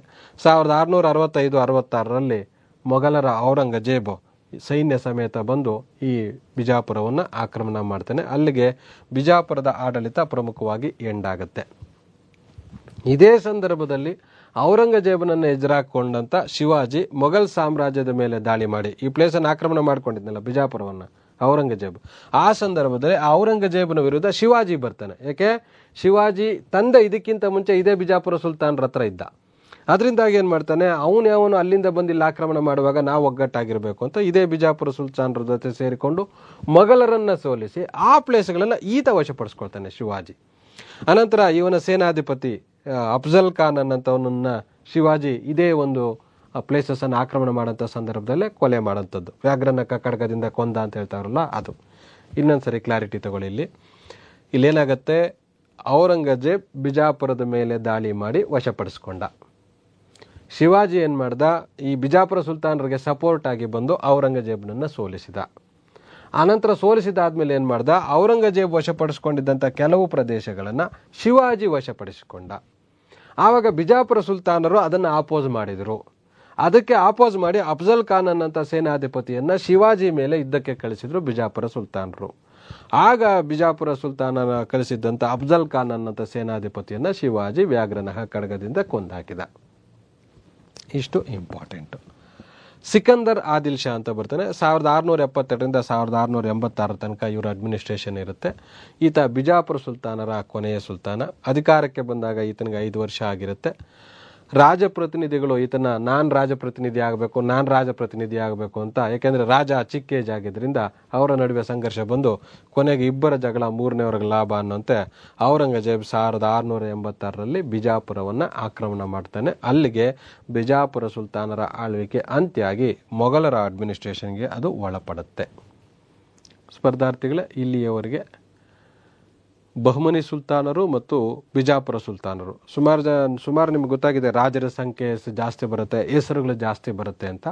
ಆದರೆ ಅದರಲ್ಲಿ ಮೇನ್ ಕೆಲವು ಇಂಪಾರ್ಟೆಂಟ್ ಅಂತ ಹೇಳಿರ್ತೇನೆ. ಇದ್ರ ಮೇಲೆ ಈ ಥರ ಪ್ರಶ್ನೆ ಕೇಳ್ಬೋದು ಅಂತ ಹೇಳಿರ್ತೇನೆ ಆ ಏರಿಯಾದಲ್ಲಿ. ಯಾಕೆಂದರೆ ನಿಮ್ಗೆ ಗೊತ್ತಾಗಿದೆ ಇಲ್ಲಿ ಯಾಕೆ ಕ್ವಶನ್ಸ್ ಕೇಳ್ತಾರೆ ಅಂತಂದರೆ, ಈ ಏರಿಯಾಗಳಲ್ಲಿ ಸ್ಟ್ರಾಂಗ್ ಇರೋದಿಲ್ಲ, ಈ ಏರಿಯಾದಲ್ಲಿ ವೀಕ್ ಇರ್ತೀರಿ ಅನ್ನೋ ಕಾರಣಕ್ಕೆ ಇಲ್ಲಿ ಪ್ರಶ್ನೆಗಳನ್ನು ತೆಗಿತಾರೆ. ಅದಕ್ಕೆ ಇವುಗಳಲ್ಲಿ ಎಲ್ಲಿ ಪ್ರಶ್ನೆ ತೆಗಿಯಬಹುದು, ಯಾವ್ದು ಇಂಪಾರ್ಟೆಂಟು, ಯಾವ ರೀತಿಯಲ್ಲಿ ಕೇಳ್ಬೋದು ಅನ್ನೋಂಥ ವಿಷಯಗಳನ್ನು ತಮ್ಮ ಗಮನಕ್ಕೆ ತಂದಿದ್ದೇನೆ. ಬಹುಶಃ ಇದರ ಸದುಪಯೋಗ ಪಡಿಸ್ಕೊಳ್ತೀರಿ ಅಂತ ಭಾವಿಸಿದ್ದೇನೆ. ನಂತರ ಇದ್ರದ್ದು ಪಾರ್ಟ್ 2, ಬಿಜಾಪುರ ಸುಲ್ತಾನರು ಮತ್ತು ಬಹುಮನಿ ಸುಲ್ತಾನರ ಆಡಳಿತ ಮತ್ತು ಸಾಂಸ್ಕೃತಿಕ ಕೊಡುಗೆಗಳು ಪಾರ್ಟ್ 2 ಅಲ್ಲಿ ಬರಲಿದೆ. ಅಲ್ಲಿ ಭೇಟಿಯಾಗೋಣ. ಧನ್ಯವಾದಗಳು. ಸ್ಪರ್ಧಾರ್ಥಿಗಳೇ ನಮಸ್ಕಾರ. ನಾನು ಶಂಕರ ಪ್ರಕೃತಿ. ನಮ್ಮ ವಿಜಯೀ ಭವ ಮತ್ತು ವಿಜಯ ಪಥ ಯೂಟ್ಯೂಬ್ ಚಾನಲ್ಗಳಿಗೆ ತಮಗೆಲ್ಲರಿಗೂ ಆತ್ಮೀಯವಾದಂಥ ಸ್ವಾಗತ. ಬಹುಮನಿ ಮತ್ತು ಬಿಜಾಪುರ ಸುಲ್ತಾನರ ಆಡಳಿತ, ಸಾಹಿತ್ಯ, ಕಲೆ ಮತ್ತು ವಾಸ್ತುಶಿಲ್ಪದ ಕುರಿತು ಈ ವಿಡಿಯೋದಲ್ಲಿ ನಾವು ತಿಳಿದುಕೊಳ್ಳಲಿದ್ದೇವೆ. ಇದು ಮುಂದುವರೆದ ಭಾಗ. ಪಾರ್ಟ್ 1ನಲ್ಲಿ ರಾಜಕೀಯ ಇತಿಹಾಸವನ್ನು ತಿಳ್ಕೊಂಡಿದ್ವಿ. ಈಗ ಪಾರ್ಟ್ 2 ಅಲ್ಲಿ ಏನು ಕಲೆ ಮತ್ತು ವಾಸ್ತುಶಿಲ್ಪದ ಬಗ್ಗೆ ತಿಳಿದುಕೊಳ್ಳಲಿದ್ದೇವೆ. ಬಹುಮನಿ ಸುಲ್ತಾನರು ದೆಹಲಿ ಸುಲ್ತಾನರೊಂದಿಗೆ ರಾಜಕೀಯ ಸಂಬಂಧ ಇದ್ದಂಥವರು, ಅವರ ಸಮಕಾಲೀನರಾಗಿ ಇವರು ಆಡಳಿತ ಆರಂಭ ಮಾಡಿದಂಥವರು. ಹಾಗಾಗಿ ದೆಹಲಿ, ಆಗ್ರಾ ಆ ನಗರಗಳಲ್ಲಿ ಇದ್ದಂಥ ಏನು ಕಲೆ ಮತ್ತು ವಾಸ್ತುಶಿಲ್ಪ ಇತ್ತು ಅದರದ್ದು ಇನ್ಫ್ಲೂಯೆನ್ಸು ದಕ್ಷಿಣ ಭಾರತದ ಮೇಲೆ ಆಗತ್ತೆ. ಅವರು ಸಾಮಾನ್ಯವಾಗಿ ತುಘಲಕ್ ಕಾಲದಲ್ಲಿ ಇಲ್ಲಿ ಆಡಳಿತ ಆರಂಭ ಮಾಡಿದ್ರಿಂದ ತುಘಲಕ್ ಶೈಲಿಯನ್ನು ಹೆಚ್ಚಿಗೆ ಇಲ್ಲಿ ಆರಂಭದಲ್ಲಿ ಬಳಕೆ ಮಾಡ್ತಾರೆ. ಅದಕ್ಕೆ ತುಘಲಕ್ ಶೈಲಿಯನ್ನೇ ಕಾಪಿ ಮಾಡಿದ್ರಿಂದ ಇದನ್ನು ದಖನಿ ಶೈಲಿ ಅಂತ ಕರೆಯಲಾಗುತ್ತೆ. ಇದು ಬಹುಮನಿ ಸುಲ್ತಾನರ ಪೋಷಣೆಯಲ್ಲಿ ಆರಂಭ ಆಗಿ ಬಿಜಾಪುರ ಆದಿಲ್ ಶಾಹಿಗಳ ಕಾಲದಲ್ಲಿ ಉನ್ನತ ಶಿಖರವನ್ನು ಮುಟ್ಟತ್ತೆ. ಲಕ್ಷಣಗಳು ನಿಮಗೆ ಏನು ಇಂಡೋ ಸಾರ್ಸೆನಿಕ್ ಶೈಲಿಯ ಲಕ್ಷಣಗಳೇನಿತ್ತು ಅದೇ ಲಕ್ಷಣಗಳು ಇಲ್ಲೂ ಬರ್ತವೆ. ಪೂರ್ಣ ಗೋಳಾಕಾರದ ಗುಮ್ಮಟ ಅಂದರೆ ಇದು ಗುಮ್ಮಟ, ಇದು ಗುಮ್ಮಟ ಇರುತ್ತೆ. ಇದ್ರ ಕೆಳಗಡೆ ಕಟ್ಟಡವನ್ನು ಕಟ್ತಾರೆ, ಅದು ಗುಮ್ಮಟ ಅನ್ನೋಂಥದ್ದು. ಕಮಾನುಗಳು ಅಂತಂದರೆ ಸಾಮಾನ್ಯವಾಗಿ ಈ ರೀತಿ ಬರ್ತದೆ, ಇದು ಕಮಾನು, ಇವು ಕಮಾನುಗಳು ಅಂತ. ಈ ಕಮಾನುಗಳು ಇರ್ತವೆ. ಆ ಕಮಾನುಗಳಿರೋದ್ರಿಂದನೇ ಆ ಬಿಲ್ಡಿಂಗ್ ತುಂಬ ಲುಕ್ ಕಾಣುತ್ತೆ. ಮಿನಾರ್ಗಳು ಅಂದರೆ ಈ ಗುಮ್ಮಟ ಇದರ ನಡುವೆ ಒಂದು ಪಿಲ್ಲರನ್ನು ಮಾಡ್ತಾರೆ, ಹಿಂಗೆ ಈ ಥರ ಇರುತ್ತೆ. ಇದನ್ನು ಮಿನಾರ್ ಅಂತ ಕರಿತೀವಿ. ಸಾಮಾನ್ಯವಾಗಿ ಅದು ಮೊಘಲರ ಶೈಲಿ ಬರಲಿ, ದೆಹಲಿ ಸುಲ್ತಾನರು ಬರಲಿ, ದಕ್ಷಿಣ ಭಾರತ ಬರಲಿ, ಯಾರೇ ಬರಲಿ, ಗುಮ್ಮಟ, ಕಮಾನು, ಮಿನಾರ್ ಈ 3 ಪ್ರಮುಖ ಲಕ್ಷಣಗಳು ಯಾರ ಕಾಲದಲ್ಲಿ ಏನು ಈ ಶೈಲಿಯಲ್ಲಿ. ಶಿಲೆಯ ಬದಲಿಗೆ ಕಚ್ಚುಗಾರೆಯನ್ನು ಬಳಕೆ ಮಾಡ್ತಾರೆ ಅಂತ. ಅಂದರೆ ಇಲ್ಲಿ ಏನು ಮಾಡ್ತಾರೆ, ಜಿಪ್ಸಮ್ ಮತ್ತು ಮರಳನ್ನು ಒಂದು ಮಿಕ್ಸಿ ಥರ, ಮೊದಲೇನಾಗೋದು ಒಂದು ಸರ್ಕಲಲ್ಲಿ ಗುಂಡಿ ಥರ ತೆಗೆದುಬಿಟ್ಟು ಈ ಥರದ ಸರ್ಕಲ್ ಇರ್ತಾ ಇತ್ತು. ಸಾಮಾನ್ಯವಾಗಿ ಅದು ಸುಮಾರು ಜನ ನಿಮಗೆ ಗೊತ್ತಿರೋದಿಲ್ಲ. ಈ ಥರದೊಂದು ಸರ್ಕಲ್ ಇರುತ್ತೆ, ಇಲ್ಲಿ ಈ ಥರದೊಂದು ವೀಲ್ ಇರುತ್ತೆ. ಈ ಸರ್ಕಲಲ್ಲಿ ಈ ಥರ ಗುಂಡಿ ಮಾಡಿರ್ತಾರೆ. ಇದರಲ್ಲಿ ಮರಳನ್ನು ಮತ್ತು ಜಿಪ್ಸಮನ್ನು ಹಾಕಿ ಇದನ್ನು ಹಿಂಗೆ ಸುತ್ತಿಸಿ ಆದಮೇಲೆ ಒಂದು ಸರ್ಟನ್ ಇದಾದಮೇಲೆ ಅದು ಸಿಮೆಂಟ್ ರೀತಿಯ ಲಕ್ಷಣಗಳನ್ನು ಪಡೆದುಕೊಳ್ತದೆ. ಅದನ್ನು ಗಾರೆ ಅಂತ ಕರೀತಾರೆ. ಸಾಮಾನ್ಯವಾಗಿ ನೀವು ಏನು ಭಾರತದಲ್ಲಿ ಹಿಂದೂ ಶೈಲಿ ಬಂದಾಗ ಮ್ಯಾಕ್ಸಿಮಮ್ ಬಳಕೆ ಮಾಡೋಂಥದ್ದೇ ಟೆಂಪಲ್ ನಿರ್ಮಾಣಕ್ಕೆ ಶಿಲೆಯನ್ನು. ಆದರೆ ಈ ಮುಸ್ಲಿಮರು ಬಳಕೆ ಮಾಡೋಂಥದ್ದು ಸಾಮಾನ್ಯವಾಗಿ ಗಾರೆಯನ್ನು. ಯಾಕೆ ವ್ಯತ್ಯಾಸ ಅಂತಂದರೆ ಇವರು ಇನ್ಫ್ಲೂಯೆನ್ಸ್ ಆಗಿರೋಂಥದ್ದು ಸೌದಿ ಅರೇಬಿಯಾದಿಂದ. ಆ ಭಾಗದಲ್ಲಿ ಮರಳು ಸಿಗುತ್ತೆ ಬಿಟ್ಟರೆ ಕಲ್ಲು ಸಿಗೋದು ಕಡಿಮೆ. ಅದರಿಂದಾಗಿ ಅವರು ಮರಳಿನಿಂದ ತಯಾರಿಸಬಹುದಾದಂಥದ್ದನ್ನು ಬಳಸ್ಕೊಂಡು ಅವರು ಟೆಂಪಲ್ಸನ್ನು, ಅವ್ರ ಮಸೀದಿಗಳನ್ನು ಕಟ್ಕೊಳ್ತಾ ಇದ್ರು. ಭಾರತದಲ್ಲಿ ಕಲ್ಲು ಯಥೇಚ್ಛವಾಗಿ ಸಿಗ್ತಾ ಇದ್ದಿದ್ದರಿಂದ ಕಲ್ಕುಟಿಕರು ಇದ್ದಿದ್ದರಿಂದ ಮತ್ತು ಇಲ್ಲಿನ ಧಾರ್ಮಿಕ ಒಂದು ಇದು ಅದಕ್ಕೆ ರಿಲೇಟೆಡ್ ಆಗಿರೋದ್ರಿಂದ ಇವರು ಕಲ್ಲುಗಳಿಂದಾನೇ ಟೆಂಪಲ್ಸನ್ನು ನಿರ್ಮಾಣ ಮಾಡ್ತಾರೆ. ಇವರು ಗಾರೆಯಿಂದ ನಿರ್ಮಾಣ ಮಾಡ್ತಾರೆ. ಗೋಡೆಗಳ ಮೇಲೆ ಅಲಂಕಾರ ಇರುವಂಥ ಅಕ್ಷರಗಳನ್ನು ಬರೀತಾರೆ. ನಿಮ್ಗೆ ಗೊತ್ತು, ಉರ್ದು ಗೊತ್ತಿದೆ, ಹಿಂಗೆ ಬರೀತಾರೆ, ಹಿಂಗೆ ಬರೀತಾರಲ್ಲ ಉರ್ದು ಅಂತ. ಆ ಥರದ ಉರ್ದು ಲಿಪಿಯನ್ನು ಈ ಗೋಡೆಗಳ ಮೇಲೆ ಬರೀತಾರೆ ಅಲಂಕಾರಿಕವಾಗಿ. ನೋಡೋದಕ್ಕೆ ಬರೀ ಪ್ಲೈನ್ ಇದ್ರೆ, ಖಾಲಿ ಇದ್ರೆ ಚೆನ್ನಾಗಿರಲ್ಲ ಅನ್ನೋ ಕಾರಣಕ್ಕೆ ಆ ಥರದ ಒಂದು ಅಕ್ಷರಗಳನ್ನು, ಉರ್ದುವನ್ನು ಅದ್ರ ಮೇಲೆ ಬರೆದಿರ್ತಾರೆ. ಅದಕ್ಕೆ ಕ್ಯಾಲಿಗ್ರಫಿ ಅಂತ ಕರೀತಾರೆ. ಶ್ರೀಮಂತಿಕೆಯ ಅಲಂಕಾರಿಕೆ ಮತ್ತು ಕುಸುರಿ ಕೆಲಸ ಇರುತ್ತೆ. ಕುಸುರಿ ಕೆಲಸ ಅಂದರೆ ನಮ್ಮಲ್ಲಿ ಬೇಲೂರು ಹಳೇಬೀಡಿನಲ್ಲಿ ಅಂತ ಇರುವಂಥ ಕುಸುರಿ ಕೆಲಸ ಇರೋದಿಲ್ಲ. ಸಣ್ಣ ಸಣ್ಣ ಈ ಥರದ ಕಮಾನುಗಳ ಹತ್ರ ಮತ್ತು ಈ ಆರ್ಚ್ಗಳ ಹತ್ರ ಡಿಸೈನ್ಸನ್ನು ಇವರು ಮಾಡಿರ್ತಾರೆ. ಅದನ್ನು ನಾವು ಮುಂದೆ ಹೋದಾಗ ಚಿತ್ರಗಳಲ್ಲಿ ನೋಡೋಣ. ನಂತರ ಇವರು ಎಲ್ಲೆಲ್ಲಿ ಇವರ ಕಟ್ಟಡಗಳನ್ನು ನಿರ್ಮಾಣ ಮಾಡಿದ್ದಾರೆ ಅಂದರೆ ಗುಲ್ಬರ್ಗಾದಲ್ಲಿ ಜಾಮಿ ಮಸೀದಿ ಬರುತ್ತೆ, ಶಾ ಬಜಾರ್ ಮಸೀದಿ, ಫಿರೋಜ್ ಶಾ ಗೋರಿ, ಖ್ವಾಜಾ ಬಂದೆ ನವಾಜ್ ದರ್ಗಾ, ಹಫ್ತಾ ಗುಂಬಜ್, ಗುಲ್ಬರ್ಗಾ ಕೋಟೆ. ಇವು ಗುಲ್ಬರ್ಗಾದಲ್ಲಿ ಬಹಮನಿ ಸುಲ್ತಾನರ ಕಾಲದಲ್ಲಿ ನಿರ್ಮಾಣವಾದಂಥ ವಾಸ್ತುಶಿಲ್ಪ ಕಟ್ಟಡಗಳು. ಇಲ್ಲಿ ಏನು ಕೇಳ್ಬೋದು ಅಂದರೆ, ಜಾಮಿಯಾ ಮಸೀದಿ ನಿಮಗೆ ಗೊತ್ತಿರಲಿ, ಆಗ್ರಾದಲ್ಲಿದೆ, ಡೆಲ್ಲಿಯಲ್ಲಿದೆ, ಲಾಹೋರಲ್ಲಿದೆ, ಫತೇಪುರ್ ಸಿಕ್ರಿಯಲ್ಲಿದೆ. ಮ್ಯಾಕ್ಸಿಮಮ್ ಇವರ ರಾಜಧಾನಿಗಳು ಎಲ್ಲೆಲ್ಲಿದ್ದಾವೋ, ಮುಸ್ಲಿಮರ ಒಂದು ರಾಜಧಾನಿಗಳು, ಅವೆಲ್ಲದರಲ್ಲೂ ಜಾಮಿ ಮಸೀದಿ ಅನ್ನೋಂಥದ್ದು ಇರುತ್ತೆ. ಅದು ಕಾಮನ್ನು. ಅನಂತರ ಬಂದಾಗ ಇಲ್ಲಿ ವಿಶೇಷ ಬರುವಂಥದ್ದು ಖ್ವಾಜಾ ಬಂದೆ ನವಾಜ್ ದರ್ಗಾ, ಅದು ಗುಲ್ಬರ್ಗಾದಲ್ಲಿ ಬರುತ್ತೆ, ಅದು ವಿಶೇಷ. ಗುಲ್ಬರ್ಗದ ಕೋಟೆ ಅಂತ ಅದು ಕೋಟೆ ಅಂತಲೇ ಬರುತ್ತೆ, ಅದು ನಿಮ್ಗೇನಂತ ಇದನ್ಸೋದಿಲ್ಲ. ಗುಲ್ಬರ್ಗಾದಲ್ಲಿ 1ನೇ ಮಹಮ್ಮದ್ ಶಾ ಜಾಮಿ ಮಸೀದಿಯನ್ನು ನಿರ್ಮಿಸ್ತಾನೆ. ಈ ಜಾಮಿ ಮಸೀದಿಯನ್ನು ಯಾರು ನಿರ್ಮಿಸಿದ್ರು, ಅಥವಾ ಬಹಮನಿ ಸುಲ್ತಾನರ ಜಾಮಿ ಮಸೀದಿ ಎಲ್ಲಿದೆ ಅನ್ನೋಂಥ ಪ್ರಶ್ನೆಯನ್ನು ಇಲ್ಲಿ ಕೇಳಬಹುದು. ಹಫ್ತಾ ಗುಂಬಜ್ ಅನ್ನೋಂಥದ್ದನ್ನು ತಾವು ಇಲ್ಲಿ ನೋಡ್ತಾ ಇದ್ರೆ, ಇದು ಗುಲ್ಬರ್ಗಾದಲ್ಲಿ ಬರುವಂಥ ಕಟ್ಟಡ. ಖ್ವಾಜಾ ಬಂದೆ ನವಾಜ್ ದರ್ಗಾ, ಇದು ಹೇಳ್ತೀನಿ ಈಗ, ಇದಕ್ಕಿಂತ ಹಿಂದೆನೂ ಹೇಳಿದ್ದೆ. ಇಡೀ ಭಾರತದಲ್ಲಿ ಮುಸ್ಲಿಮರಿಗೆ, ತುಂಬ ಪ್ರಪಂಚದಲ್ಲಿ ಇಡೀ ಮುಸ್ಲಿಮರಿಗೆ ಪವಿತ್ರವಾದಂಥ ಯಾತ್ರಾ ಸ್ಥಳ ಅಂದರೆ ಅದು ಮಕ್ಕಾ ಮದೀನಾ ಅಂತ ಕೇಳ್ತೀವಿ. ಅದು ಬಿಟ್ಟರೆ ಇಡೀ ಭಾರತದಲ್ಲಿ ಮುಸ್ಲಿಮರಿಗೆ ಅತಿ ಪವಿತ್ರ ಯಾತ್ರಾ ಸ್ಥಳ ಅಂತಂದರೆ ಅದು ಮೊಯಿನುದ್ದೀನ್ ಚಿಸ್ತಿ ಸಮಾಧಿ ಇರುವಂಥ ಅಜ್ಮೀರ ಆಗಿರುತ್ತೆ. ಕರ್ನಾಟಕದಲ್ಲಿರುವಂಥ ಮುಸ್ಲಿಮರಿಗೆ ಅತಿ ಪವಿತ್ರ ಯಾತ್ರಾ ಸ್ಥಳ ಅಂದರೆ ಅದು ಖ್ವಾಜಾ ಬಂದೆ ನವಾಜ್ ದರ್ಗಾ, ಗುಲ್ಬರ್ಗಾದಲ್ಲಿರುವಂಥದ್ದು. ಇಲ್ಲಿ ಅವರು ತುಂಬ ಧಾರ್ಮಿಕ ಪವಿತ್ರ ಕ್ಷೇತ್ರ ಅಂತ ಅಲ್ಲಿಗೆ ಹೋಗ್ತಾ ಇರ್ತಾರೆ. ಅದಿರೋದಿಲ್ಲಿ ಅಂದರೆ ಗುಲ್ಬರ್ಗಾದಲ್ಲಿ. ಆ ಚಿತ್ರಗಳನ್ನು ನೋಡಬೇಕಾದ ಅವಶ್ಯಕತೆ ಇರುತ್ತೆ. ಯಾಕೆಂದರೆ ಆ ಚಿತ್ರಗಳನ್ನು ನೋಡಿದಾಗ ಅದಕ್ಕೆಂದರೆ ಸುಮಾರು ಪ್ಲೇಸಸ್ ಬರ್ತವೆ, ಸುಮಾರು ಜನ ನಿರ್ಮಾತೃಗಳು ಬರ್ತಾರೆ, ಅವು ಮರ್ತೋಗ್ತಾ ಇರುತ್ತೆ ಹಾಗೆ ಓದ್ಕೊಳ್ತಾ ಇದ್ರೆ. ಅದಕ್ಕೆ ಅದಾಗಬಾರ್ದು ಅನ್ನೋ ಕಾರಣಕ್ಕೆ ಬೀದರಲ್ಲಿ ಬಹಮನಿ ಸುಲ್ತಾನರು, ಯಾಕೆಂದರೆ 2ನೇ ರಾಜಧಾನಿ ಅಲ್ವ ಅದು, ಅನಂತರ ರಾಜಧಾನಿ ಬದಲಾವಣೆ ಮಾಡ್ಕೊಳ್ತಾರಲ್ವ, ಹಾಗಾಗಿ ಬೀದರಲ್ಲೂ ಹಲವು ಕೋಟೆಗಳನ್ನು ಕಟ್ಟಿಸಿದ್ದಾರೆ, ಕಟ್ಟಡಗಳನ್ನು ಕಟ್ಟಿಸಿದ್ದಾರೆ. ಬೀದರ್ ಕೋಟೆ, ಇಲ್ಲಿ ರಂಗೀನ್ ಮಹಲ್ ಅಂತ ಬರುತ್ತೆ, ಸೋಲಾಕಂಬ ಮಸೀದಿ ಅಂತ ಬರುತ್ತೆ, ತಖ್ತ್ ಮಹಲ್ಲು, ಮದರಸ, ಟಾರ್ ಗೋಪುರ ಅನ್ನೋಂಥದ್ದು. ಇಷ್ಟು ಕಟ್ಟಡಗಳು ಬೀದರಲ್ಲಿ ಕಂಡುಬರುತ್ತೆ. 1ನೇ ಶಿಹಾಬುದ್ದೀನ್ ಅಹಮದ್ ಶಾ ಅನ್ನೋಂಥವನು ಬೀದರ್ನಲ್ಲಿ ಪ್ರಸಿದ್ಧ ಕಟ್ಟಡವಾದಂಥ ತಖ್ತ್ ಮಹಲ್ ಅನ್ನೋಂಥದ್ದನ್ನು, ಸೋಲಾಕಂಬ ಮಸೀದಿಗಳನ್ನು ಈತ ನಿರ್ಮಾಣ ಮಾಡಿದ್ದಾನೆ. ಇಲ್ಲೇನು ಕೇಳ್ಬೋದು, ಬೀದರ್ನಲ್ಲಿ ತಖ್ತ್ ಮಹಲನ್ನು ನಿರ್ಮಿಸಿದವರು ಯಾರು ಅಂತ ಕೇಳ್ಬೋದು, ಅಥವಾ 1ನೇ ಶಿಹಾಬುದ್ದೀನ್ ಅಹಮದ್ ಶಾ ಬೀದರಲ್ಲಿ ಯಾವ ಕಟ್ಟಡ ನಿರ್ಮಿಸಿದ ಅನ್ನೋಂಥ ಪ್ರಶ್ನೆಯನ್ನು ಇಲ್ಲಿ ಕೇಳ್ಬೋದು. 3 ಅಂತಸ್ತಿನ ಕಾಲೇಜು ಕಟ್ಟಡ ಇದೆ. ಗಣಿತ, ವಿಜ್ಞಾನ, ವೈದ್ಯಕೀಯ ಸಂಬಂಧಿಸಿದಂಥ ವಿಷಯಗಳನ್ನು ಅಲ್ಲಿ ಬೋಧಿಸಲಾಗ್ತಾ ಇತ್ತು. ಸುಮಾರು 3,000 ಗ್ರಂಥಗಳಿದ್ದವು. 240 ಅಡಿ ಎತ್ತರದ ಉದ್ದ ಮತ್ತು 222 ಅಡಿ ಅಗಲ, 56 ಎತ್ತರದ ಒಂದು ಕಟ್ಟಡ ಇದೆ. ನಿಮ್ಗೆ ಗೊತ್ತಾಗ್ತಾ ಇದೆ, ಇದನ್ನು ನೋಡಿದ ತಕ್ಷಣನೇ ನಿಮ್ಗೆಲ್ರಿಗೂ ಗೊತ್ತಿರುವಂಥದ್ದೇ ಬೀದರ್ನ ಮದರಸ. ಮಹಮ್ಮದ್ ಗವಾನ ಮುಸ್ಲಿಮರಲ್ಲಿ ಎಜುಕೇಷನನ್ನು ಜಾಸ್ತಿ ಮಾಡಬೇಕು ಅನ್ನೋ ಕಾರಣಕ್ಕೆ ಈತ ಈ ಕಟ್ಟಡವನ್ನು ಕಟ್ಟಿಸ್ತಾನೆ. ನಿಮ್ಮಲ್ಲಿ ಕ್ಯಾಲಿಗ್ರಫಿ, ಕುಸುರಿ ಕಲೆ ಅಂತ ಹೇಳ್ತಾ ಇದ್ವಲ್ಲ ನೋಡಿ, ಇಲ್ಲಿ ಗಮನಿಸ್ತೀರಿ ನೀವು, ಇವು ಕುಸುರಿ ಕಲೆ ನೋಡಿ. ಇದು ಮಿನಾರ್ ಅನ್ನೋಂಥದ್ದು, ಇದನ್ನೇ ಮಿನಾರ್ ಅನ್ನೋಂಥದ್ದು. ಇವು ಕಮಾನುಗಳು, ಬೇರೆ ಬೇರೆ ರೀತಿಯ ಕಮಾನುಗಳು ಬರುತ್ತೆ. ಅದರಲ್ಲಿ ಇದು ಒಂದು ರೀತಿಯ ಕಮಾನು ನೋಡಿ. ಇದರಲ್ಲಿ ಶಿಲೆ ಬಳಕೆ ಮಾಡಿರೋಂಥದ್ದು ಕಡಿಮೆ, ಗಾರೆ ಬಳಕೆ ಮಾಡಿರೋಂಥದ್ದೇ ಜಾಸ್ತಿ. ಅದನ್ನು ಈ ಲಕ್ಷಣಗಳಲ್ಲಿ ನೀವಿಲ್ಲಿ ಗಮನಿಸ್ಬೋದು. ರಂಗೀನ್ ಮಹಲ್ ಅಂತ ನೋಡಿ, ಇಲ್ಲಿ ಸಹ ಡಿಸೈನ್ಸನ್ನು ಮಾಡಿರೋಂಥದ್ದು, ಆಗ ಕುಸುರಿ ಕಲೆಯನ್ನು ಮಾಡಿರೋಂಥದ್ದು. ತಾಜುದ್ದೀನ್ ಫಿರೋಜ್ ಶಾ ಅನ್ನೋಂಥವನು ಭೀಮಾ ನದಿಯ ದಂಡೆಯ ಮೇಲೆ ಫಿರೋಜಾಬಾದ್ ಅಂತ ತನ್ನದೇ ಹೆಸರಿನ ಒಂದು ನಗರವನ್ನು ನಿರ್ಮಿಸ್ತಾನೆ. ಮಹಾರಾಷ್ಟ್ರದ ದೌಲತಾಬಾದ್ನಲ್ಲಿ ಚಾಂದ್ ಮಿನಾರ್ ಅನ್ನೋದನ್ನ ನಿರ್ಮಿಸ್ತಾನೆ. ಚಾಂದ್ ಮಿನಾರ್ ಅಂದ ತಕ್ಷಣ ಇಲ್ಲಿ ನೀವು ನೆನಪಿಸ್ಕೋಬೇಕು ಏನೇನು ಬರ್ತವೆ ಅಂತ. ಕುತುಬ್ ಮಿನಾರ್ ಅಂತ ಬರುತ್ತೆ. ಕುತುಬುದ್ದೀನ್ ಐಬಕ್ ಆರಂಭ ಮಾಡ್ತಾನೆ, ಇಲ್ತಮಿಷ್ ಕಂಪ್ಲೀಟ್ ಮಾಡ್ತಾನೆ, ಫಿರೋಜ್ ಶಾ ಅನ್ನೋಂಥವ್ನು ರಿಪೇರಿ ಮಾಡ್ತಾನೆ.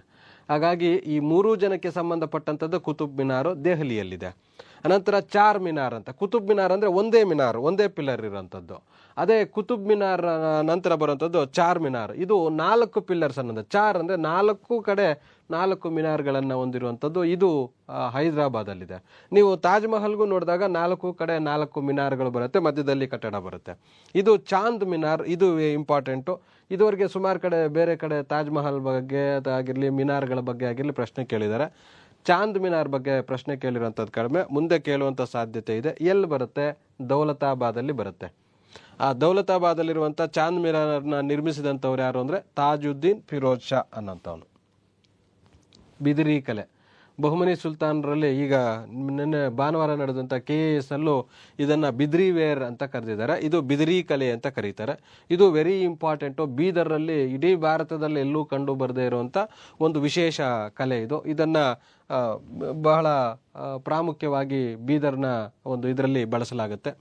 ಬೀದರ್ನಲ್ಲಿ ಈ ಕಲೆ ಇತ್ತು. ಇದನ್ನು ಪರ್ಷಿಯಾದಿಂದ ಎರವಲು ಪಡ್ಕೊಂಡಿದ್ದಾರೆ. ಅಲ್ಲಿ ಇದು ಮಾಡಲು ಅವ್ರು ಮಾಡ್ತಾ ಇದ್ರು, ಅದನ್ನು ನೋಡಿ ಇವರು ಇಲ್ಲಿ ಡೆವಲಪ್ ಮಾಡ್ತಾರೆ ಅಂತ.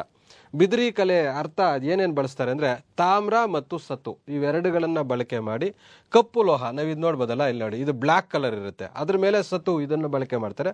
ಇದ್ರ ಮೇಲೆ ಬೆಳ್ಳಿ ರೇಖೆಗಳನ್ನು ಮೂಡಿಸ್ತಾರೆ, ಬೆಳ್ಳಿಯಿಂದ ರೇಖೆಗಳನ್ನು ಅಂಟಿಸ್ತಾರೆ ಅದ್ರ ಮೇಲೆ. ಈ ರೀತಿಯಾಗಿ ಅದಕ್ಕೆ ಕಪ್ಪು, ಅದನ್ನು ನೋಡಿದ ತಕ್ಷಣ ನಿಮ್ಗೆ ನೆನಪು ಬರಬೇಕು, ತಾಮ್ರ ಇರುತ್ತೆ, ಸತು, ಇವೆರಡು ಮಿಶ್ರ ಲೋಹದ ಕಲೆ ಅದು ಬಿದಿರಿ ಕಲೆ. ಅವೆರಡೂ ಲೋಹ ಅದರಲ್ಲಿ ಮಿಶ್ರ ಆಗಿ ಅದನ್ನು ರೆಡಿ ಆಗಿರುತ್ತೆ. ಅದ್ರ ಮೇಲೆ ಬೆಳ್ಳಿ ಒಂದು ಇವುಗಳನ್ನು ಏನು ಬಳ್ಳಿ ಥರ ಮಾಡಿಬಿಟ್ಟು ಅದ್ರ ಮೇಲೆ ಡಿಸೈನ್ ಆಗಿ ಮಾಡ್ತಾರೆ ಅಂತ. ಏನೇನು ಮಾಡ್ತಾರೆ ಇದರಲ್ಲಿ? ಹೂಜಿಗಳು, ಹರಿವಾಣ, ಭರಣಿ ಇವುಗಳನ್ನು ಮಾಡ್ತಾರೆ. ನಂತರ ಹುಕ್ಕಾಗಳು ಅಂತ, ಸಾಮಾನ್ಯವಾಗಿ ಇದನ್ನು ಹುಕ್ಕಾ ಅಂತ ಕರೀತಾರೆ. ಇದು ಹುಕ್ಕಾ. ಇದಕ್ಕೆ ಏನು ಟೀ ಬಳಸೋದಕ್ಕೂ ಟೀ ಕುಡಿಯೋದಕ್ಕೂ ಈ ಥರದನ್ನು ಬಳಸ್ತಾರೆ. ಇದೇ ರೀತಿ ಇಲ್ಲೊಂದು ಪೈಪ್ ರೀತಿ ಬರುತ್ತೆ, ಅದನ್ನು ಹುಕ್ಕಾ ಅಂತ ಕರೀತಾರೆ. ಇವೆಲ್ಲವೂ ಹೂಜಿಗಳು ಅವರ ಕಾಲದಲ್ಲಿ ನಿರ್ಮಾಣ ಆಗ್ತಾ ಇತ್ತು. ಹೂಬಳ್ಳಿಗಳಿಂದ ಬೆಳ್ಳಿ ರೇಖೆಗಳನ್ನು ಬಳಸಿರ್ತಾರೆ ಅಂತ. ಅವುಗಳಿಗೆ ಬೇರೆ ಬೇರೆ ಹೆಸರಿದೆ. ಬೆಳ್ಳಿಯ ರೇಖೆಗಳನ್ನು ಅದರ ಮೇಲೆ ಬಿಡಿಸಿದ್ರೆ ಅದಕ್ಕೆ ಟೆಹ್ನಿಶಾನ್ ಅಂತ ಕರೀತಾರೆ. ಅವು ಉಬ್ಬಿದಂಥ ರೇಖೆಗಳಿಗೆ ಜರ್ನಿಶಾನ್ ಅಂತ ಕರೀತಾರೆ. ಇವೆರಡೂ ಬಿದಿರಿ ಕಲೆಯಲ್ಲಿ ಬಳಕೆ ಆಗುವಂಥ ಪದಗಳು. ಬಿದಿರಿ ಕಲೆಯನ್ನು ಹೆಚ್ಚಿನದಾಗಿ ಉಮರ್ ಖಯಾಮ್ನ ಕೃತಿ ರುಬಾಯತ್ ಅನ್ನಂಥ ಆಯ್ದಂಥ ದೃಷ್ಟಾಂತಗಳನ್ನು ಅದರ ಮೇಲೆ ಕೆತ್ತಲಾಗಿದೆ ಅಂತ. ಅಂದರೆ ಒಂದು ಕಥೆಯನ್ನು, ಒಂದು ಸನ್ನಿವೇಶವನ್ನು ವಿವರಿಸುವಂಥ ಸೂಕ್ಷ್ಮವಾಗಿರುವಂಥ ಚಿತ್ರಗಳನ್ನು ಈ ಬಿದಿರಿ ಕಲೆಯಲ್ಲಿ ಆ ಹೂಜಿಗಳ ಮೇಲೆ ಬಿಡಿಸಲಾಗಿರುತ್ತೆ. ಆ ಥರ ಬಿಡಿಸೋದಕ್ಕೆ ರುಬಾಯತ್ನಲ್ಲಿರುವಂಥ ಒಂದು ಕಾವ್ಯದ ಒಂದು ಸಣ್ಣ ಸನ್ನಿವೇಶವನ್ನು ತೆಗೆದುಕೊಂಡು ಅದನ್ನು ಬಿಡಿಸಿದ್ದಾರೆ ಅಂತ. ಈ ಬಿದಿರಿ ಕಲೆಯಲ್ಲಿ ಪ್ರಮುಖವಾದಂಥ ಶಿಲ್ಪಿ ಯಾರು ಅಂತಂದರೆ ಅಬ್ದುಲ್ ಬಿನ್ ಕೈಸರ್ ಅನ್ನೋಂಥವ್ರು. ಬಿಜಾಪುರ ಸುಲ್ತಾನರ ಕಲೆ ಮತ್ತು ವಾಸ್ತುಶಿಲ್ಪದ ಬಗ್ಗೆ ತಿಳ್ಕೊಳ್ಳೋಣ. ಇದುವರೆಗೂ ತಿಳ್ಕೊಂಡಿದ್ದು ಬಹಮನಿ ಸುಲ್ತಾನರದು, ಈಗ ತಿಳ್ಕೊಳ್ಳೋಂಥದ್ದು ಬಿಜಾಪುರ ಸುಲ್ತಾನರದು. ಬಿಜಾಪುರ ತುಂಬ ಪ್ರಮುಖವಾದಂಥ ಕೇಂದ್ರ, ನಿಮಗೆ ಗೊತ್ತಿದೆ. ಇದನ್ನು ದಕ್ಷಿಣ ಭಾರತದ ರಾಣಿ ಅಂತ ಈ ಬಿಜಾಪುರ ನಗರವನ್ನು ಕರೀತಾರೆ. ಇಲ್ಲೂ ಸಹ ಜಾಮಿ ಮಸೀದಿ ಇದೆ, ಇಬ್ರಾಹಿಂ ರೋಜಾ, ಗೋಳ್ ಗುಮ್ಮಟ, ಬಾರಾಕಮಾನ, ಫಿರಂಗಿ ಮಹಲ್ಲು ಅಥವಾ ಫಿರಂಗಿ ಗಗನ ಮಹಲ್, ಇಷ್ಟು ಪ್ರಮುಖವಾಗಿ ಕಟ್ಟಡಗಳು ಬಿಜಾಪುರದಲ್ಲಿ ಕಂಡು ಬರ್ತವೆ. ಇದು ಇಂಪಾರ್ಟೆಂಟು. ಗೋಲ್ ಗುಂಬಜ್ ಎಲ್ಲಿ ಬರುತ್ತೆ, ಇಬ್ರಾಹಿಂ ರೋಜಾ ಎಲ್ಲಿ ಬರುತ್ತೆ, ಗಗನ ಮಹಲ್ ಎಲ್ಲಿ ಬರುತ್ತೆ, ಈ ಥರದ ಪ್ರಶ್ನೆಗಳನ್ನು ಕೇಳ್ತಾರೆ. ಇಬ್ರಾಹಿಂ ರೋಜಾ ನೀವು ನೋಡ್ತಾ ಇರ್ತೀರಿ ನೋಡಿ, ಇದು ಮಿನಾರ್ಗಳು.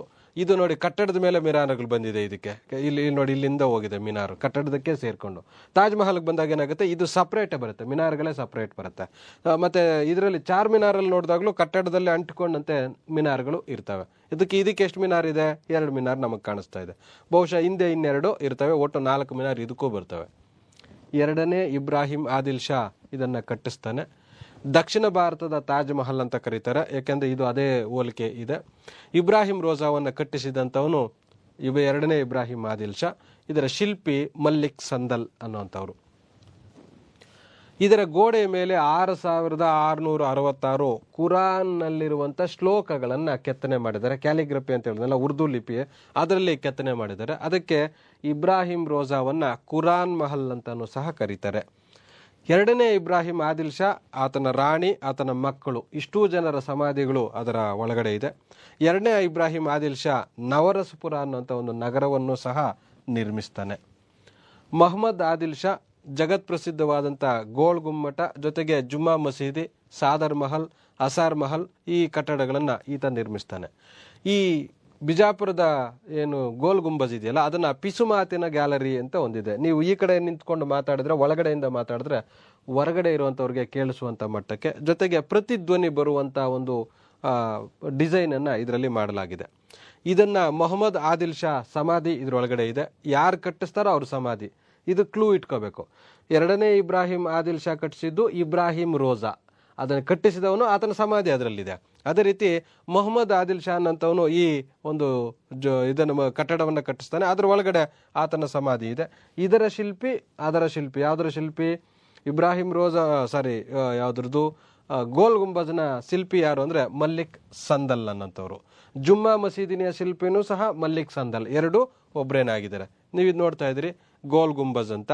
ಎಷ್ಟು ಅಂತಸ್ತಿದೆ ನೋಡಿ, 1 2 3 4 5 6 7 ಅಂತಸ್ತುಗಳಲ್ಲಿ ಈ ಕಟ್ಟಡ ನಿರ್ಮಾಣ ಮಾಡಲಾಗಿದೆ. ಇಲ್ಲಿ ಇದೆಯಲ್ಲ ದೊಡ್ಡ ಗುಮ್ಮಟ, ಇಡೀ ಭಾರತದಲ್ಲೇ ಅತಿ ದೊಡ್ಡ ಗುಮ್ಮಟ ಇದಾಗಿದೆ. ಒಳಗಡೆಯಿಂದ ಗುಮ್ಮಟದ ಒಳಗಡೆ ನೀವು ಮೇಲ್ಗಡೆ ಇದು ನೋಡಿದ್ರಲ್ಲ ಗುಮ್ಮಟ, ಇದ್ರ ಒಳಗಡೆ ಹೀಗಿದೆ. ಇದು ರೋಮ್ನ ಸೆಂಟ್ ಪೀಟರ್ಸ್ ನಂತರ ಅತಿ ದೊಡ್ಡ ಗುಮ್ಮಟ ಆಗಿದೆ. ಈ ಸ್ಮಾರಕದಲ್ಲಿ ಪ್ರತಿ ಶಬ್ದವು ಅಂದ್ರೆ ಪ್ರತಿಧ್ವನಿ ಬರುತ್ತೆ. ಒಂದ್ಸರಿ ಕೂಗಿದ್ರೆ ನಮಗೆ 7 ಸರಿ ಅದು ರಿಪಿಟೇಷನ್ ಕೇಳಿಸುತ್ತೆ. 2ನೇ ಅಲಿ ಆದಿಲ್ ಶಾ ಅಂತ, ಈತ ಬಾರಾ ಅಂದ್ರೆ 12 ಅಂತ, 12 ಕಮಾನುಗಳು ಬರುವಂತ 1 2 3 ಅಂತ ಲೆಕ್ಕ ಹಾಕಿದ್ರೆ ಒಟ್ಟು 12 ಕಮಾನುಗಳು ಬರುವಂತ ಒಂದು ಕಟ್ಟಡವನ್ನ ಕಟ್ಟಿಸಿದ್ದಾನೆ. ಇದನ್ನ ಯಾರು ಕಟ್ಟಿಸಿದ್ರು ಅಂತ ಕೇಳ್ಬೋದು, 2ನೇ ಅಲಿ ಆದಿಲ್ ಶಾ. ಮಲ್ಲಿಕ್ ಎ ಮೈದಾನ್ ಅಂತ ಬರುತ್ತೆ, ಒಂದು ಸುಪ್ರಸಿದ್ಧ ಪಿರಂಗಿ ಇದು. ಇದನ್ನ ತಾಳಿಕೋಟೆ ಯುದ್ಧದಲ್ಲಿ ಬಳಕೆ ಮಾಡಲಾಗಿರುತ್ತೆ.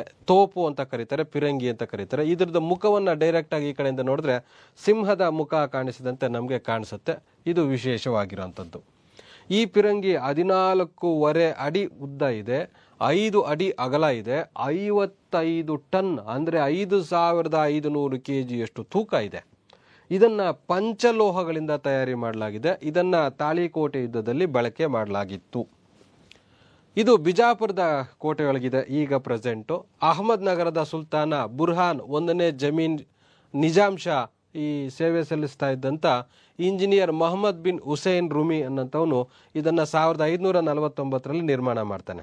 ಅಂದ್ರೆ ಇಲ್ಲಿ ನೀವು ಗಮನಿಸಬೇಕು, ಇಲ್ಲಿ ಅಹಮದ್ ನಗರದಲ್ಲಿ ಇವ್ರು ನಿರ್ಮಾಣ ಮಾಡೋಂಥದ್ದು ಈ ಪಿರಂಗಿಯನ್ನ ನಿರ್ಮಾಣ ಮಾಡಿದಂಥವ್ರು ಯಾರು ಅಂದ್ರೆ ಅಹಮದ್ ನಗರದವರು. ಅನಂತರ ಅದನ್ನ ವರದಕ್ಷಿಣೆಯಾಗಿ ತನ್ನ ಹೆಣ್ಣು ಮಗಳನ್ನ ಕೊಟ್ಟು ಮದುವೆ ಮಾಡಿದಾಗ ಆತನಿಗೆ ಇದಾಗಿ ವರದಕ್ಷಿಣೆಯಾಗಿ ನೀಡಲಾಗುತ್ತೆ. ಬುರ್ಹಾನ್ 1ನೇ ನಿಜಾಮ್ ಶಾಗೆ ಸೇವೆ ಸಲ್ಲಿಸ್ತಾ ಇದ್ದಂತ Turkey engineer Muhammad bin Husain Rumi ಅನ್ನಂತವನು ಇದನ್ನ ತಯಾರಿ ಮಾಡಿಸಿದಂಥವನು ಯಾರು ಅಂತಂದ್ರೆ ಅಹಮದ್ ನಗರದ ಸುಲ್ತಾನ. ಇದನ್ನ ಅಹಮದ್ ನಗರದ ರಾಜಕುಮಾರಿ ಚಾಂದ್ ಬಿಬಿ ವರದಕ್ಷಿಣೆ ರೂಪದಲ್ಲಿ ಇದನ್ನ ಬಿಜಾಪುರಕ್ಕೆ ತೆಗೆದುಕೊಂಡು ಹೋಗಿರ್ತಾಳೆ. ಆಗಿನ ಕಾಲದಲ್ಲಿ ಏನು ಗಿಫ್ಟ್ ಕೊಡ್ತಾರಲ್ಲ ಆ ಥರ ಕೊಟ್ಟು ಕಳಿಸಿರ್ತಾರೆ. ಅದು ಪ್ರತಿಷ್ಠಿತವಾಗಿರೋಂಥದ್ದು. ಯಾಕೆಂದ್ರೆ ತಾಳಿಕೋಟೆ ಯುದ್ಧದಲ್ಲಿ ಅದನ್ನು ಬಳಕೆ ಮಾಡಿದ್ರು. ವಿಜಯನಗರ ಸಾಮ್ರಾಜ್ಯವನ್ನು ಸೋಲಿಸೋದಕ್ಕೆ ಅದು ತುಂಬಾ ಪ್ರಮುಖ ಕಾರಣ ಆಗಿತ್ತು. ಹಾಗಾಗಿ ಅದನ್ನ ಕೊಡ್ತಾರೆ. ಈ ಬಿದಿರಿ ಕಲೆ ನೋಡಿದ್ರಿ ನೀವು, ಇದಕ್ಕಿಂತ ಮುಂಚೆ ಬಿಜಾಪುರ ಸುಲ್ತಾನರ ಕಲೆ, ಬಹಮನಿ ಸುಲ್ತಾನರ ಕಲೆ ನೋಡಿದ್ರಿ. ಈಗ ಬಿಜಾಪುರ ಸುಲ್ತಾನರಲ್ಲೇ ಚಿತ್ರಕಲೆ ತುಂಬಾ ಫೇಮಸ್ಸು. ಮೊಘಲರಲ್ಲಿ ಬಂದಾಗ ನಿನ್ನೆ ಭಾನುವಾರ ನಡೆದಂಥ ಮಂಗಳವಾರ ನಡೆದಂಥ KS ಪರೀಕ್ಷೆಯಲ್ಲೂ ಕೇಳಿದ್ದಾರೆ ಈ ಪೇಂಟಿಂಗ್ಸ್ ಬಗ್ಗೆ. ಪೇಂಟಿಂಗ್ಸ್ ಆರಂಭ ಆಗುವಂಥದ್ದು ಹುಮಾಯೂನ್ ಕಾಲದಲ್ಲಿ ಆರಂಭ ಆಗುತ್ತೆ. ಪರ್ಷಿಯಾದಿಂದ ಇಬ್ಬರನ್ನ ಭಾರತಕ್ಕೆ ಆಹ್ವಾನಿಸಿರ್ತಾನೆ. ಅನಂತರ ಅಕ್ಬರ್ನ ಕಾಲದಲ್ಲೂ 17 ಜನ ಪೇಂಟರ್ಸ್ ಇರ್ತಾರೆ. ಜಹಾಂಗೀರ್ನ ಕಾಲದಲ್ಲೂ ಪೇಂಟರ್ಸ್ ಜಾಸ್ತಿ ಇರ್ತಾರೆ. ಅತಿ ಹೆಚ್ಚು ಪೇಂಟಿಂಗ್ಸು ಮಿನಿಯೇಚರ್ ಪೇಂಟಿಂಗ್ ಅನ್ನೋಂಥದ್ದು ನಡೆಯುವಂಥದ್ದು ಯಾರ ಕಾಲದಲ್ಲಿ ಅಂದರೆ ಜಹಾಂಗೀರ್ನ ಕಾಲದಲ್ಲಿ. ಅದಕ್ಕೆ ಅವ್ರಿಗಿಂತ ಮುಂಚೆನೆ ದಖನ್ನಲ್ಲಿ ಈ ಥರದ ಒಂದು ಚಿಕಣಿ ಕಲೆ ಅಥವಾ ಮಿನಿಯೇಚರ್ ಪೇಂಟಿಂಗ್ ಅನ್ನೋಂಥದ್ದಿತ್ತು. ಇದಕ್ಕೆ ದಖನಿ ಅನ್ನೋಂಥ ಒಂದು ಹೆಸರಿನಿಂದನೇ ಇದನ್ನ ಕರೀತಾ ಇದೆ, ದಖನಿ ಶೈಲಿ ಅಂತ. 2ನೇ ಇಬ್ರಾಹಿಂ ರಚಿಸಿದಂಥ ಕಿತಾಬಿ ನವರಸ್ ಅನ್ನೋಂಥ ಕೃತಿಯಲ್ಲಿ ಪ್ರತಿ ಪೇಜ್ಗೂ ಆ ಪೇಂಟಿಂಗ್ಸ್ ಮಾಡಿದ್ದಾರೆ. ಇಲ್ಲಿ ಒಂದಷ್ಟು ಸ್ಟೋರಿ ಇರುತ್ತೆ, ಕಾಮಿಕ್ ಬುಕ್ಸ್ ಅಂತ ಬರ್ತದಲ್ಲ, ಇಲ್ಲಿ ಚಿತ್ರ ಇರುತ್ತೆ, ಅದ್ರ ಪಕ್ಕದಲ್ಲಿ ಸ್ಟೋರಿ ಇರುತ್ತೆ. ಅದೇ ರೀತಿ ಇಲ್ಲಿ ಕಿತಾಬಿ ನವರಸ್ ಅನ್ನೋಂಥ ಕೃತಿ ಒಂದರ್ಧ ಸ್ಟೋರಿ ಇದ್ರೆ ಅದಕ್ಕೆ ರಿಲೇಟೆಡ್ ಪಿಕ್ಚರ್ಸ್ ಅನ್ನ ಇದರಲ್ಲಿ ಪೇಂಟ್ ಮಾಡಲಾಗಿದೆ. ನಂಜುಮ್ ಅಲ್ ಉಲ್ಮ್ ಅನ್ನೋಂಥ ಒಂದು ಗ್ರಂಥ ಬರುತ್ತೆ, ಅದರಲ್ಲೂ ಸಹ 100 ಚಿತ್ರಗಳು ಈ ಬಿಜಾಪುರದ ಸುಲ್ತಾನರಿಗೆ ಸಂಬಂಧಪಟ್ಟಂಥವು ಸಿಗತ್ತೆ. ರಾಬರ್ಟ್ ಸ್ಕೆಲ್ಟನ್ ಅನ್ನೋಂಥವನು ಪೇಂಟಿಂಗ್ಸ್ ಆಫ್ ಬಿಜಾಪುರ ಅನ್ನೋಂಥ ಒಂದು ಕೃತಿಯನ್ನು ಬರೆದಿದ್ದಾನೆ. ಅದರ ಮುಖಾಂತರ ಪ್ರಪಂಚಕ್ಕೆ ಈ ಬಿಜಾಪುರ ಸುಲ್ತಾನರ ಪೇಂಟಿಂಗ್ಸ್ ವಿಶೇಷತೆಯನ್ನ ಪರಿಚಯ ಮಾಡಿಕೊಡ್ತಾನೆ. ಇವರ ಕಾಲದಲ್ಲಿ ರಚನೆ ಆಗಿರುವಂಥ ಸಾಹಿತ್ಯ, ಬಹಮನಿ ಸುಲ್ತಾನರು ಬಿಜಾಪುರ ಸುಲ್ತಾನರ ಕಾಲದಲ್ಲಿ ರಚನೆ ಆಗಿರುವಂಥ ಸಾಹಿತ್ಯ. ಇವರ ಕಾಲದಲ್ಲಿ ಅರಬ್ಬಿ, ಉರ್ದು, ಪರ್ಷಿಯನ್ ಈ 3 ಭಾಷೆಗಳಲ್ಲಿ ಹೆಚ್ಚು ಸಾಹಿತ್ಯ ರಚನೆ ಆಗುತ್ತೆ. ಪರ್ಷಿಯನ್ ಮತ್ತು ಹಿಂದಿ ಭಾಷೆ ಇವೆರಡು ಮಿಶ್ರಣದೊಂದಿಗೆ ಉರ್ದು ಭಾಷೆ ಅಂತ ಉಗಮ ಆಗಿರುತ್ತೆ. ಅದರಲ್ಲೂ ಸಹ ಇವರ ಕಾಲದಲ್ಲಿ ರಚನೆಗಳು ನಡೆಯುತ್ತೆ. ಉರ್ದು ಭಾಷೆ ಯಾವ ಪದಗಳ ಅಥವಾ ಯಾವ ಭಾಷೆಗಳ ಮಿಶ್ರಣದಿಂದ ಬಂದಿದೆ ಅನ್ನೋ ಪ್ರಶ್ನೆಯನ್ನ ಕೇಳುವಂಥ ಸಾಧ್ಯತೆ ಇರುತ್ತೆ. ಮಹಮ್ಮದ್ ಗವಾನ್, ಈತ ಮಂಜಿರುಲ್ ಇನ್ಶಾ ಅನ್ನುವಂಥದ್ದು, ಇದು ಪರ್ಷಿಯನ್ ಪತ್ರ ಬರವಣಿಗೆಯ ಕಲೆಯನ್ನು ಪರಿಚಯ ಮಾಡುವಂಥ ಕೃತಿ. ಅಂದರೆ ರಾಜರು ಪತ್ರಗಳನ್ನು ಬರಿಬೇಕಾದಾಗ ಹೇಗೆಲ್ಲ ಬರಿತಾ ಇದ್ರು ಅನ್ನೋಂಥದ್ದನ್ನು ಈ ಮಂಜಿರುಲ್ ಇನ್ಶಾ ಅನ್ನೋಂಥ ಕೃತಿಯಲ್ಲಿ ಮಹಮ್ಮದ್ ಗವಾನ್ ಬರೆದಿದ್ದಾನೆ. ಈತ ಇನ್ನೂ 2 ಕೃತಿಗಳನ್ನು ಬರೀತಾನೆ, ದಿವಾನ್ ಇ ಆಶ್ರಾ ಅಂತ. ಅದೇ ರೀತಿ ರೌಜತ್ ಉಲ್ ಇನ್ಶಾ ಅನ್ನೋಂಥ ಕೃತಿಯನ್ನು ಈತ ಪರ್ಷಿಯನ್ ಭಾಷೆಯಲ್ಲಿ ರಚನೆ ಮಾಡಿದ್ದಾನೆ. ಫೆರಿಸ್ತಾ ಅನ್ನೋಂಥವ್ನು ಬರ್ತಾನೆ, 2ನೇ ಇಬ್ರಾಹಿಂ ಆದಿಲ್ ಶಾನ ಆಸ್ಥಾನದಲ್ಲಿರ್ತಾನೆ. ಈತ ತಾರಿಕ್ ಇ ಫೆರಿಸ್ತಾ ಅನ್ನೋಂಥ ಕೃತಿಯನ್ನು ಬರೀತಾನೆ. 2ನೇ ಇಬ್ರಾಹಿಂ ಆದಿಲ್ ಶಾ, ಇವನ ಪ್ರಸಿದ್ಧ ಕೃತಿ ಕಿತಾಬ್ ಎ ನವರಸ್, ಈಗಾಗಲೇ ತಿಳ್ಕೊಂಡಿದ್ರಿ, ಇದು ಉರ್ದು ಭಾಷೆಯಲ್ಲಿದೆ. ನಂತರ ಇದು ಸಂಗೀತಕ್ಕೆ ಸಂಬಂಧಪಟ್ಟಿದೆ. ಕಿತಾಬ್ ಇ ನವರಸ್, ನವ ಅಂತಂದರೆ ಈಗ ನಮ್ಮಲ್ಲಿ ಸಪ್ತ ಸ್ವರಗಳು ಅಂತ ಬರ್ತದೆ, ಇವರು ನವರಸ್ ಅಂತ 9 ರಸಗಳು, 9 ಇವು ಅನ್ನೋಂಥದ್ದನ್ನು ಇಲ್ಲಿ ಬಳಕೆ ಮಾಡಿದ್ದಾರೆ. ನಂತರ ಈ ಕೃತಿಯಲ್ಲಿ ಸರಸ್ವತಿ ಗಣಪತಿಯ ಸ್ತುತಿಯೊಂದಿಗೆ ಈ ಕೃತಿಯ ರಚನೆ ಆರಂಭ ಆಗುತ್ತೆ. ಇದು ವಿಶೇಷ ಆಗಿದೆ. ಕಿತಾಬ್ ಇ ನವರಸ್ ಅನ್ನೋಂಥದ್ದು 2ನೇ ಇಬ್ರಾಹಿಂ ಆದಿಲ್ ಶಾ ರಚಿಸಿರುವಂಥದ್ದು. ಹಸನ್ ಶೌಕಿ ಅಂತ ಆದಿಲ್ ಶಾಹಿ ಮನೆತನದಲ್ಲಿ ಫುತುಹ್ ನಾಮ ಅನ್ನೋಂಥ ಮುಸ್ಲಿಂ ಸುಲ್ತಾನರ ಒಕ್ಕೂಟ ಈ ಒಂದು ತಾಳಿಕೋಟೆ ಕದನದ ಕುರಿತು ಮಾಹಿತಿಯನ್ನು ನೀಡುತ್ತೆ. ಹಸನ್ ಶೌಕಿ ಅನ್ನೋಂಥವನು ವ್ಯಕ್ತಿ, ಫುತುಹ್ ನಾಮ ಅನ್ನೋಂಥದ್ದು ಕೃತಿ. ಈ ಕೃತಿಯಲ್ಲಿ ತಾಳಿಕೋಟೆ ಯುದ್ಧದ ಬಗ್ಗೆ ಈತ ಮಾಹಿತಿಯನ್ನು ಕೊಡ್ತಾನೆ. ಬಹಮನಿ ಸುಲ್ತಾನರ ಆಡಳಿತದ ಬಗ್ಗೆ ತಿಳ್ಕೊಳ್ಳೋಣ. ಸಾಮಾನ್ಯವಾಗಿ ಎಲ್ಲ ರಾಜರ ಆಡಳಿತಕ್ಕೂ ರಾಜ ಒಬ್ಬನೇ ಆಡಳಿತ ಮಾಡೋಕ್ಕಾಗೋದಿಲ್ಲ. ಹಾಗಾಗಿ ಆತನಿಗೆ ಮಂತ್ರಿಗಳ ಸಲಹೆ ಬೇಕಾಗುತ್ತೆ. ಇವರು ಸಹ ಮಂತ್ರಿಗಳನ್ನು ನೇಮಕ ಮಾಡ್ಕೊಂಡಿರ್ತಾರೆ. ಆ ಮಂತ್ರಿಗಳಿಗೆ ಸಾಮಾನ್ಯವಾಗಿ ಎಲ್ಲರ ಕಾಲದಲ್ಲೂ ದಂಡನಾಯಕ ಬರ್ತಾನೆ, ಪ್ರಧಾನಮಂತ್ರಿ ಬರ್ತಾನೆ, ಹಣಕಾಸು ಮಂತ್ರಿ ಬರ್ತಾನೆ, ಲೆಕ್ಕಪತ್ರಗಳ ಮಂತ್ರಿ ಬರ್ತಾನೆ, ಮತ್ತು ಖಜಾನೆ ಮಂತ್ರಿಗಳು ಬರ್ತಾರೆ. ಇವರೆಲ್ಲರ ಕಾಲದಲ್ಲೂ ಸೇಮ್. ಅವ್ರಿಗೆ ಏನೇನು ಹೆಸರುಗಳಿರ್ತಾ ಇತ್ತು ಅನ್ನೋಂಥದ್ದು ಇಲ್ಲಿ ಇಂಪಾರ್ಟೆಂಟ್ ಆಗುತ್ತೆ. ವಕೀಲ್ ಅಂತ ಕರೀತಾ ಇದ್ರು. ನೀವು ದೆಹಲಿ ಸುಲ್ತಾನರು ಮತ್ತು ಮೊಘಲರಿಗೆ ಕಂಪೇರ್ ಮಾಡ್ಕೋಬೇಕು ಇಲ್ಲಿ, ಇಲ್ಲಾಂದರೆ ಕನ್ಫ್ಯೂಷನ್ ಆಗುತ್ತೆ. ಇಲ್ಲೇನು ಮಾಡ್ಬೋದು, ನಿಮ್ಗೊಂದು ಕ್ಲೂ ಕೊಡ್ತೇನೆ.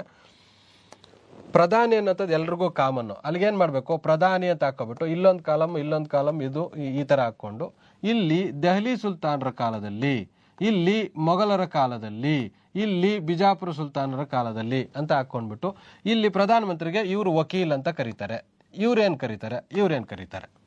ಅದೇ ರೀತಿ ಆಡಳಿತ ಕಾರ್ಯದರ್ಶಿಗೆ ಇವ್ರೇನು ಕರೀತಾರೆ. ಹೀಗೆ ಬರ್ಕೊಂಡ್ಬಿಟ್ಟು ಒಂದು ಟೇಬಲ್ ಹಾಕ್ಕೊಂಡು ಎಲ್ಲ ಒಂದು ಗೋಡೆ ಕಡೆ ಅಂಟಿಸಿಟ್ಕೊಂಡ್ಬಿಟ್ರೆ ನಿಮ್ಗೆ ಯಾವತ್ತಿಗೂ ಅದು ಮರವು ಬರೋದಿಲ್ಲ, ಕನ್ಫ್ಯೂಷನ್ ಆಗೋದಿಲ್ಲ. ದಬೀರ್ ಅಂತ ಕರೀತಾರೆ, ಈತ ಆಡಳಿತದ ಕಾರ್ಯದರ್ಶಿ. ಬಕ್ಷಿ ಅಂತ ಬರ್ತಾನೆ, ಈತ ವೇತನದ ಪಾವತಿದಾರ. ಮುಹ್ತಾಸಿಬ್, ನಿಮಗೆ ಗೊತ್ತಿದೆ ಔರಂಗಜೇಬನ ಕಾಲದಲ್ಲಿ ಮುಹ್ತಾಸಿಬ್ ಅನ್ನಂತ ಒಂದು ಇದು ಬರುತ್ತೆ.